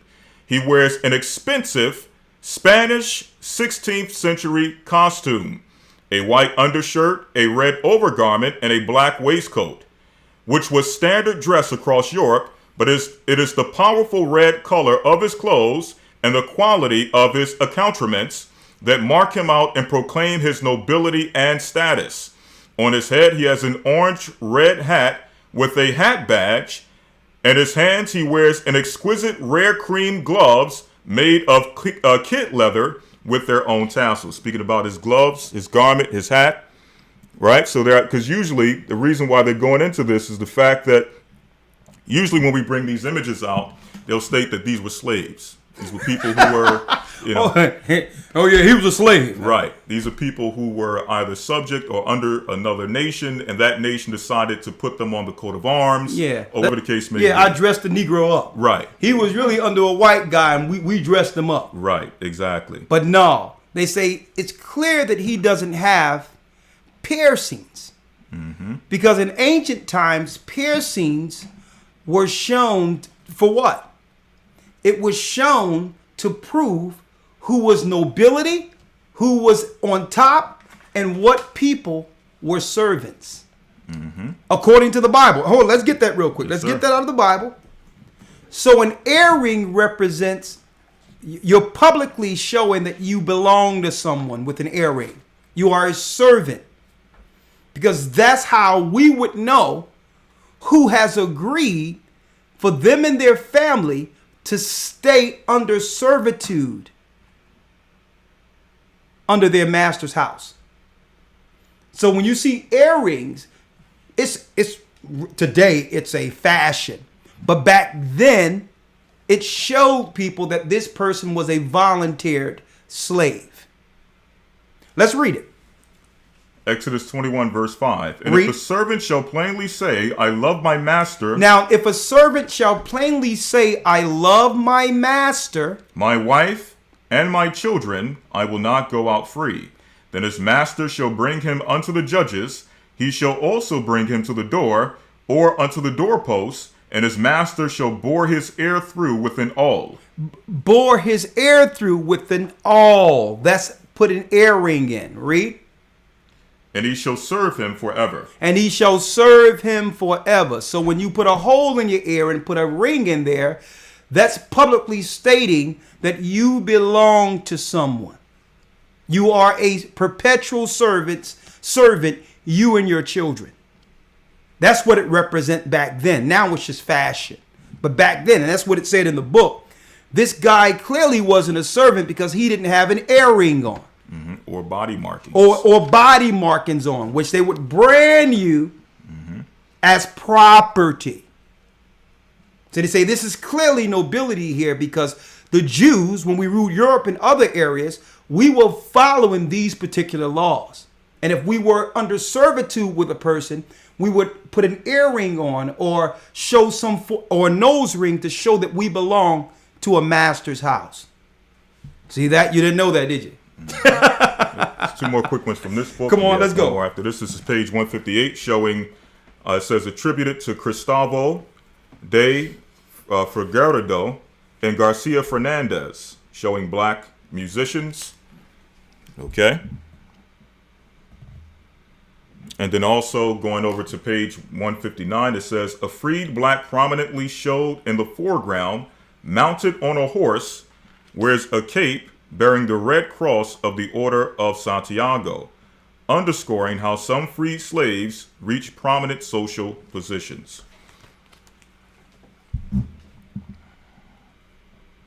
Okay. So we existed all throughout the different caste systems of Europe. Not everyone the same way during the time of Israel when we had our kingship. Not everyone was ruling and was a king at the same time. You had kings, you had subjects, you had those who served the king, so on and so forth. So you had those elements all throughout our society in Israel, but also the same thing in Europe. Okay? One more thing here. This is a book called The Memoirs of the Secret Services of John Mackey during the reign of King William, Queen Anne, and King George I. Okay, now this contains a record of different nobility that lived throughout Europe, and it gives some of their physical descriptions. I'm going to jump over to page number 237. Okay, I'm going to jump around because it gives a quite lengthy description of some of these people. The first one, the Earl of Middleton. Okay, is the son of Earl of Middleton, who was commissioner to the first parliament of King Charles II.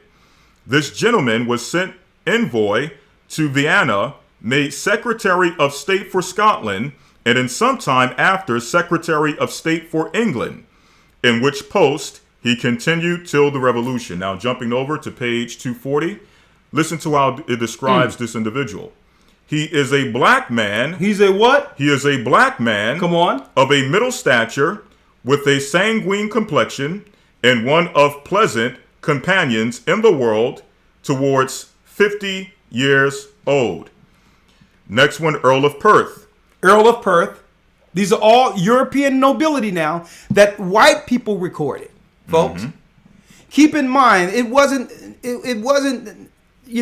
foreign to Gentiles, even white people, to record black nobility. Because why? They knew that they weren't trying to enslave or influence these blacks in nobility. They were more so at the same time, the government targeting blacks who were given to them by our people in Africa to be trained in the New World. So they wasn't focused on black nobility like that initially. They would eventually go against them, but why initially go against them when we can find black people and actually raise them from children to believe what we teach through re-education? They won't know that there was black nobility. They wouldn't know that they were Jews or Israelites. They wouldn't understand because we would become their educators. That happened in the New World, folks. But before America, we knew we were Jews. We knew we were Israelites. And we ruled in Europe. See? Come on. This is page 241. The Earl of Perth, it says nobility of Scotland, is representative of the ancient and noble family of Drummond. In his younger years, he was a zealous Presbyterian, but coming to England to the court of King Charles II, he turned to the Church of England and was all that reign very zealous for episcopacy. made Lord Justice General, and afterwards Lord High Chancellor. Jumping over to page 242. Made Lord Chancellor. Read. Come on. It says, he is of middle stature, with a quick look, of a brown complexion, and towards 50 years old. And what? 50 years old. It's talking about his brown complexion. That the original European nobility before our fall in Europe were all black people. That began what you would call the Roman Catholic Church fighting against the Protestants. The original Protestants were protesting the Antichrist seat of Rome. It was blacks against whites, white rulership in Europe. Come on. Next it says, page 242, Earl of Melfort is the brother of Earl of Perth and was deputy governor of the Castle of Edinburgh when the Duke of Tork and his Duchess came to Scotland. Being very handsome and a fine dancer, he got so far into Her Royal Highness' favor as to be made Lord Treasurer Deputy, and on their Highness' arrival at London, he sent for to court and made Secretary of State, Go ahead. in which post continued all the reign of King James, as created Earl of Melfort, made knight companion of the Thistle, it's Old English, so excuse me, and was one of the chief favorites of the court. Jumping over to his description, it says, he is tall, black, stoops in the shoulders, thin, and turned of 50 years old. Look at that. All black nobility written up, recorded at that time. These books are actually reprints. Right, so you can see They're reprints. Like the original nobility of England, Scotland, Ireland were black people. So when you hear people say, well, no, there were Irish people who went on slave ships. Yeah, black Irish people, us. The remnants of black nobility and their families who were taken down by Rome eventually. The people that's over the monarchy or the rulers, or what you would call the royal families in Europe today, are Germans. They're German Jews. They're from the Wesson family. They have nothing to do with the original nobility. When they took our positions, they began to take on the names we left in Europe. Prince Charles, Princess Elizabeth. Princess Elizabeth was a black woman. Okay? King James black. The original Prince Charles black. But they couldn't teach us this here in America. Last but not least, Elder Lawyer, let me get that Nature Knows No Color line one more time. And then after that, I got to show you what's going on in the earth today now that they realize who we are. Now they understand that we have awakened. They say, we got to stop them from gathering. I need you to look at this. I need you to get this sister. Now, check this sister out. That's crazy because she kind of looked like my niece. She kind of looked just like my niece. Look, man, sisters they were ragging back then. Look at this stuff here. Now you got our women out there talking about a hot girl summer. Simple as a day's old. This is the woman right here. Look at her hair. Look at her garments. That's royalty. Get that out of there real quick. And another thing is, even during slavery, sisters was known for their body shape. Even during nobility, when we were in nobility over in Europe, sisters was known for their body shape. So when the white women came from England over here into America, because a lot of white men were attracted to our black women in nobility. White women that tried to, attract their men, their white men, because white men back then was having fetishes because our sister's body, especially their derriere, whatever the case is. You had white women who would wear bells under their dresses to mimic the black women of nobility in Europe. They would put bells under their dresses to make it look like their behind was shaped like a black woman. When our black women didn't have bells. That was just their shape. And even till this day, you would have the same thing. You have sisters with a natural shape. But of course, like I said, you got to stay fit to keep things with the way the Most High blessed it. But then you would have people like Kim Kardashian who would get all types of plastic surgery to do what? To mimic what the Most High gave sisters naturally. Okay. So when you see those old pictures with the white diplomats with the wigs on and the white women running around with big bell dresses, that was them trying to mimic the fetishes that these men were having for the black women over in Europe. They would wear dresses, but they couldn't hide their bodies, these sisters. Still to this day. That's why I don't understand why some sisters wear certain things that's so intrusive and showing everything when you don't need much. You can have modest apparel and still your shape is still there. Who's this woman on the cover here? All right, this is page 94. An ancestress of George VI of England. Hold up, an ancestress of who? Of George VI of England. George VI of England. Queen Charlotte Sophia, consort of George III, and grandmother of Queen Victoria, from a portrait by Thomas Fry. So this is the grandmother of who? The grandmother of Queen Victoria, from a portrait by Thomas Fry. She was a German princess. A German princess.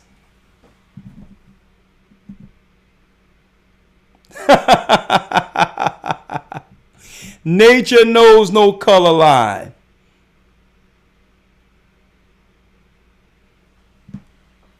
Now that's what a princess or a queen looks like. We just loosely using that word queen. Oh, she's a queen. She's a queen. Well, no. This is what a princess or a queen looks like. We can't loosely just give that to anyone. Just like you can't loosely give a king to any man because he's a black man. It doesn't work that way. It's walking with some level of traditional values and righteousness or virtue. Get this book. They don't want you to have this information to know. They want you to believe that we were always slaves and the Israelites' beginning, black people's beginning started through slave ships. Now, last but not least, now that the Israelites has awakened, and now it's being taught even in Christian churches now that the blacks are in fact the true Jews, Amalek sees no use for the churches anymore. So he's saying, well, listen, let's stop their gathering altogether. Let's come up with something. Let's say it's a disease, and because of the disease, no one can gather anymore. Folks, this happened before.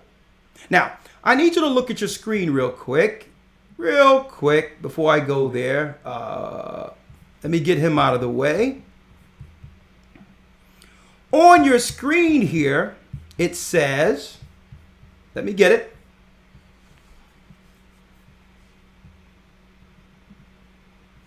$750 million genetically engineered mosquitoes approved. Hold up. Let me get this out of the way because, it's acting out. Hold on. Get that out of the way. Again, 750 genetically engineered mosquitoes approved for release in Florida Keys. Now, I know people are asking, how am I tying this in with blacks, right? Listen to this. A plan to release over 750 million genetically modified mosquitoes into Florida Keys in 2021 and 2022. So if they say that, that means they've released them already, folks. Anyway, received final approval for local authorities. That means your politicians you voted in. While they were having you look in one way, they were voting in things against you. This is warfare, folks. Who would you vote in who would actually pass such a law? The same mosquitoes that years ago Bill Gates talked about at a TED Talk.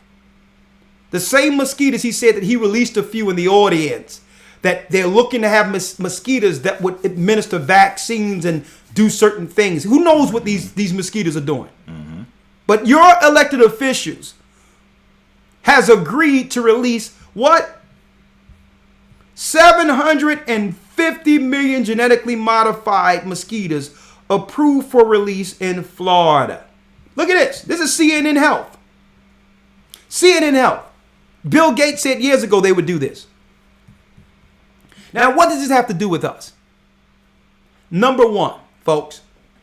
Elder Lawyer, can you give him that encyclopedia? The Jewish Encyclopedia tells us this happened right after the death of Prince Charles, a black man. Once we realized, but don't forget, King James and them was ramping up resources and power against the Roman Empire. So after King James was dead and they killed Prince Charles, now they would ramp up a campaign to stop Jews, black Jews, Israelites from gathering in churches. Same thing today, but they had to use a disease or pestilences as an excuse to why we could no longer gather in the late 1600s. You know what they're going to do with these mosquitoes? Because people are out and about realizing that what they're saying on the news isn't so. That there's really no side effects or nothing that can claim. Outside of these tests they're giving people, no one is seeing COVID anywhere, folks. Outside of the tests that already have the results before they open them up. So people are starting to wake up to this and saying, this is being too politicized. There's more to it than what we're being told, because I'm out here amongst people and I don't see the walking dead. I don't see people falling out and dying of some disease. The only time I'm hearing about COVID is through when someone make a phone call after being in a hospital or being tested through their job. But I'm not seeing COVID real time outside of these places. So they say, you know what, since you don't see COVID, you know what we're going to do? We're going to release mosquitoes, because when you get these mosquitoes with these genetically modified mosquitoes with these diseases, what happens is your body, when it reacts to something foreign, what happens? Your temperature goes up. When it's fighting things, a fever develops. And now in your supermarkets and your stores and other places, they have these temperature checkers to see who might have COVID. Well, now through these genetically modified mosquitoes, they can now engineer fevers. And now they can use the fevers to say COVID is going up. See, side effect COVID, fever. And they're doing it in Florida Keys and other areas where our people are, or where people vacation. And they're releasing them in Texas too, to stop people from gathering. When did this happen before? To let you know they know. You know who I'm talking about when I say they, because I'm reading out of the Jewish Encyclopedia. They say, let's roll out what we did to the black Jews in Europe to stop them from gathering. The Israelites are on to us now. Let's roll out a campaign to stop them from gathering, because when they gather, they'll be planning for themselves. We can no longer use them as our slaves. Stop them from gathering. Roll it out. And let's ramp up the mark of the beast system, and let's turn this thing up to 100. Stop them from coming together. God's people are talking to their God now. They're no longer listening to us, because if they don't listen to us, they're anti-Semites. We can no longer use them and rob from them like we once did. Stop them from coming together. It's in their Jewish Encyclopedia. On your screen. Let me blow it up here. You know we have the goods. We got the goods. Let me put this over here. We're going to look at this one first, brothers and sisters. Right? Elder Lawyer. Yes, sir. In the green, let me blow it up a little bit. Let me blow it up here. What page you want, Elder Lawyer? 456. Page 456. Hold on.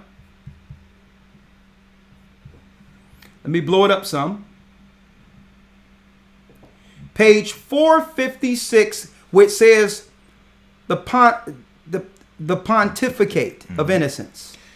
The pontificate of Innocent X This is 1644 to 55. Read it. would have been more tolerable had it not been for a terrible famine, which lasted for years and made it necessary for the Jews to borrow 160,000 scudi from the Monte di Pieta. So the Roman Catholic Church engineered a famine to where our people, the black nobility, had to borrow from them.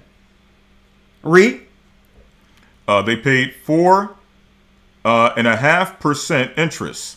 An account of the pestilence during the reign of Alexander VII has been given by the Roman author Jacob Zahalon in his Ozar HaHayim, Venice, 1683. 1683, read. The spread of the disease through Jewish peddlers. They claim Jews got together. Our people we were peddlers.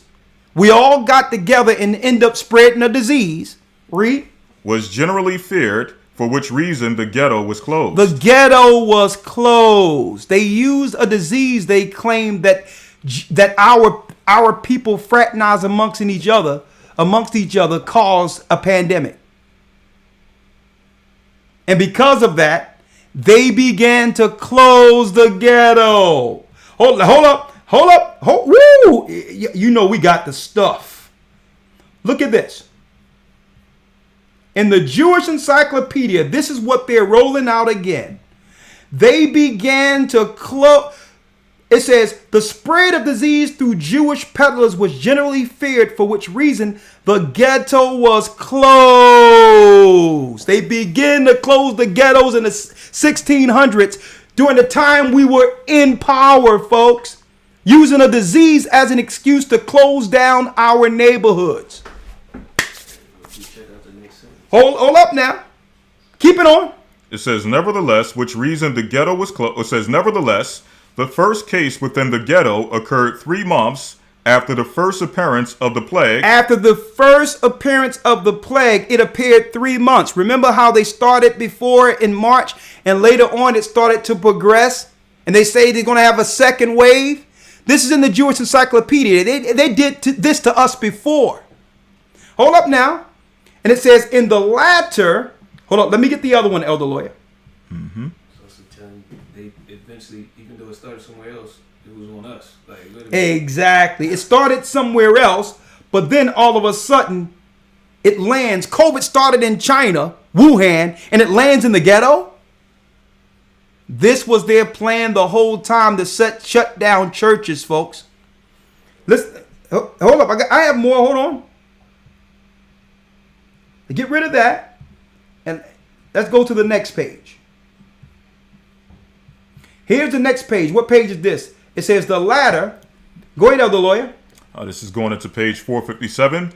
In the latter part of October 1656. 1656. And it ended there earlier than elsewhere. Within the ghettos, the pestilence claimed 800 victims. It says it claimed 800 victims. Sound familiar? Read. And pestilences. Because it's just not a disease. They will also release pestilences like they're doing in Florida Keys and Texas with the mosquitoes, folks. They're playing from the same playbook. I'm reading this out of the Jewish Encyclopedia. The same playbook. Come on. It says 2 cardinals visited the ghetto twice daily to see to the needs of the community and to the isolation of the sick. Hold up. The isolation of the sick. Quarantine. Folks, this Jewish encyclopedia I have is like from the 1800s or early 1900s. What I'm reading from right here. Who else is bringing this stuff out to you, folks? Tell the truth. They're playing from the same playbook. Don't tell me they don't know about this, and I'm reading this out of the Jewish Encyclopedia. So what's going on right here, they have actually read about and have practiced and have read of these things in their synagogues. It's the same playbook. Read. It says, within the ghetto, the pestilence claimed 800 victims. 2 cardinals visited the ghetto twice daily to see the needs of the community and to the isolation of the sick. And the isolation of the sick, quarantine. Read. Lazarettos were established. They were divided into 3 departments in charge of the physicians Hananiah de Modigliano, Gabriel Laricisia, and Isaac Zahalon.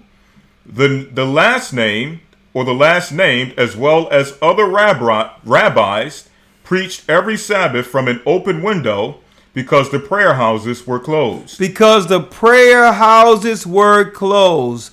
Our rabbis, our teachers were teaching from a window because what? Because the prayer houses were closed. Because the churches, the prayer houses were closed. Like you had your preachers teaching from a car while others were outside, socially distancing here in America. This happened in the 1600s during the time they were trying to break us down from gathering. They understood that if they kept black nobility in place in England, we would eventually fight for our people in America. They systematically took us down by stopping our prayer, stopping us from getting together separately from the Roman Catholics. What?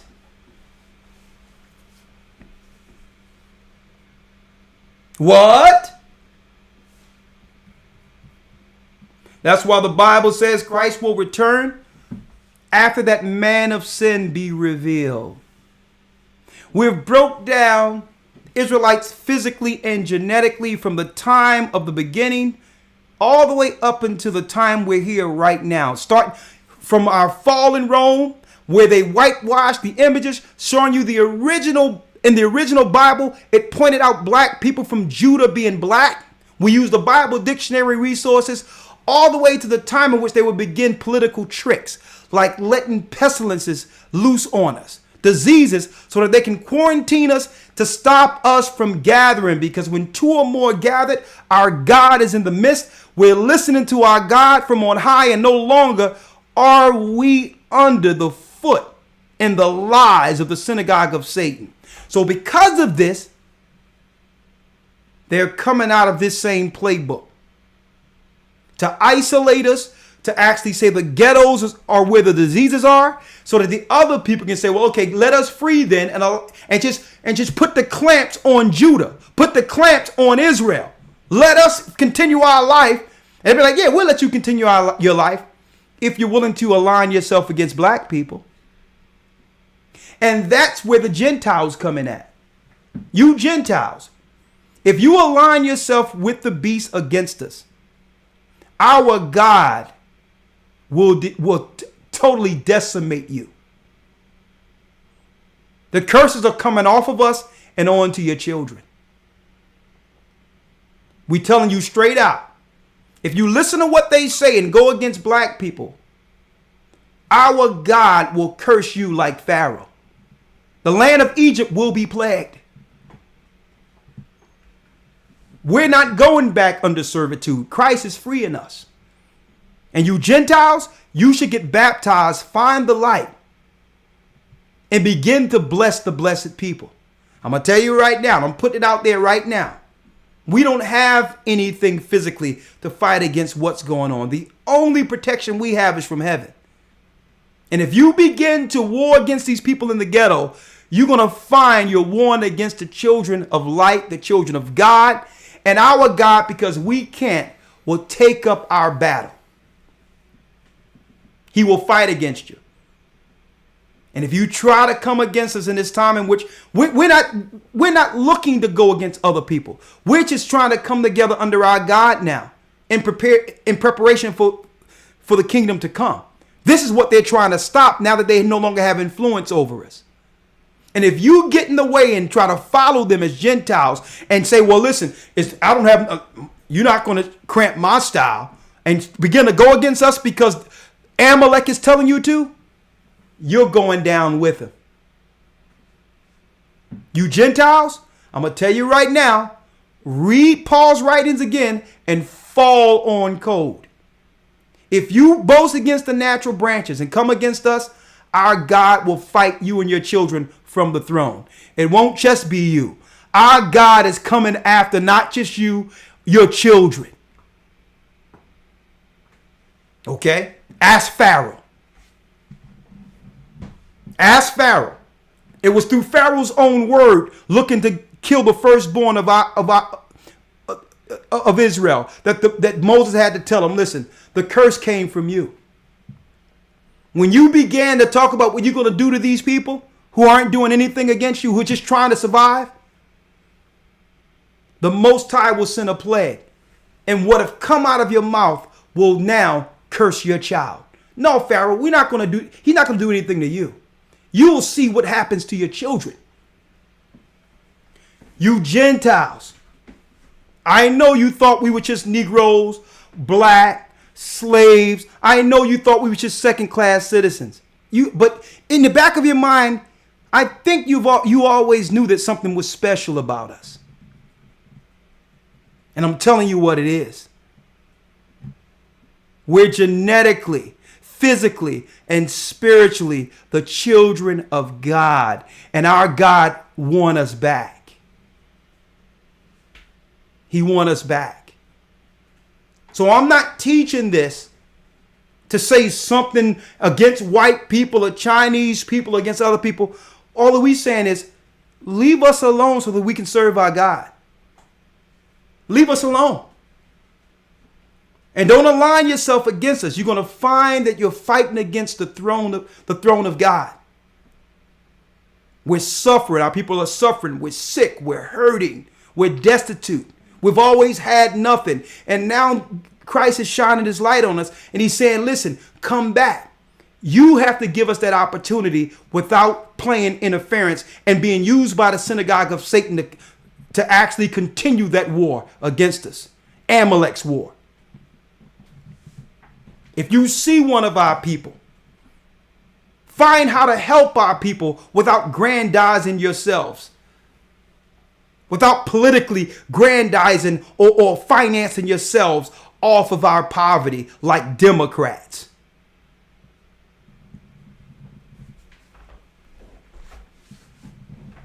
Okay? We're the children of Israel, and we're back. And if you don't know who the Israelites are after this, who cares?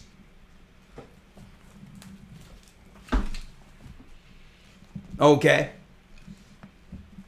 Wallow in the world of ignorance.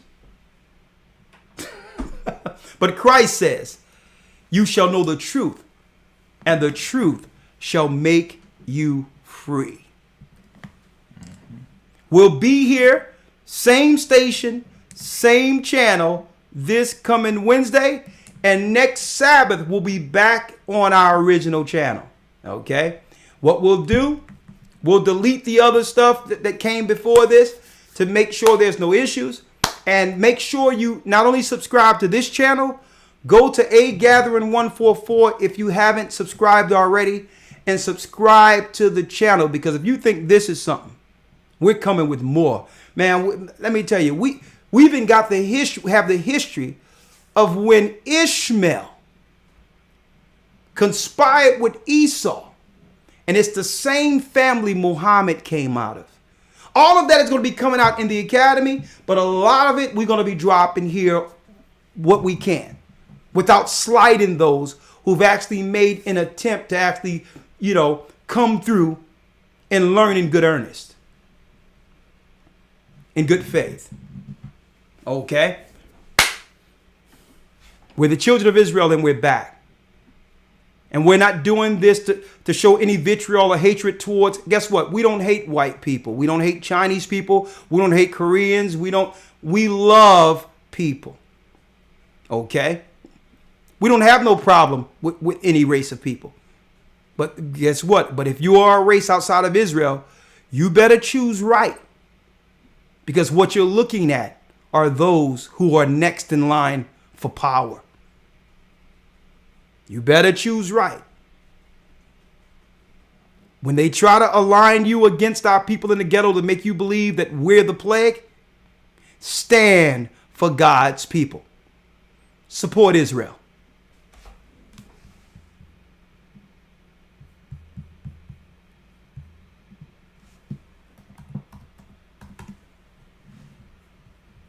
Support Israel. I hear Jacob crying.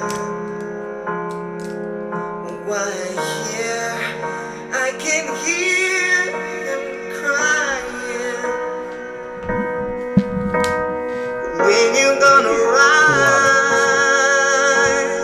Who's Call up on the 35? Lord. Who's up what? Over 2,000? Mighty Jacob rise. Let's hear your roar. When you gonna rise, Jacob? When you coming? When you cry? Don't stop it yet. Type in historytimes.org. Academy.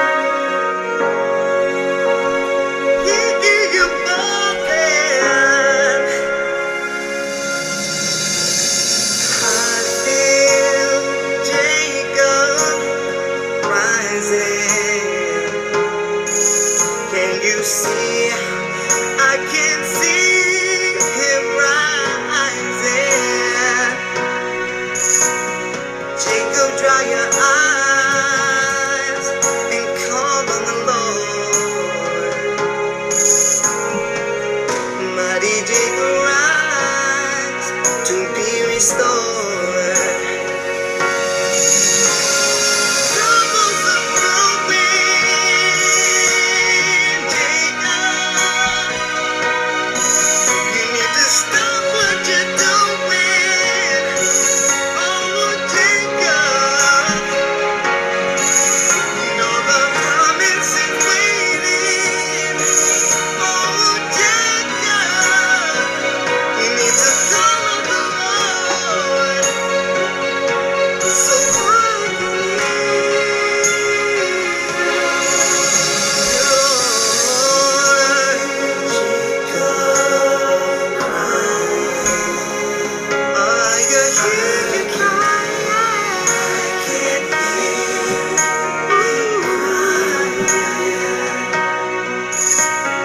Jacob, dry your eyes and call on the Lord. Mighty Jacob rise, and you will be restored. Troubles are brewing, no Jacob. Just stop what you're doing. Stop it, Jacob. Because the promise is waiting. No Jacob. So call on the Lord, and He will hear your voice. Oh, Jacob, let us hear it. Oh no, let's hear that roar. Let's hear it. Let's hear it. Oh. Ooh. Jacob, come and call on the Lord.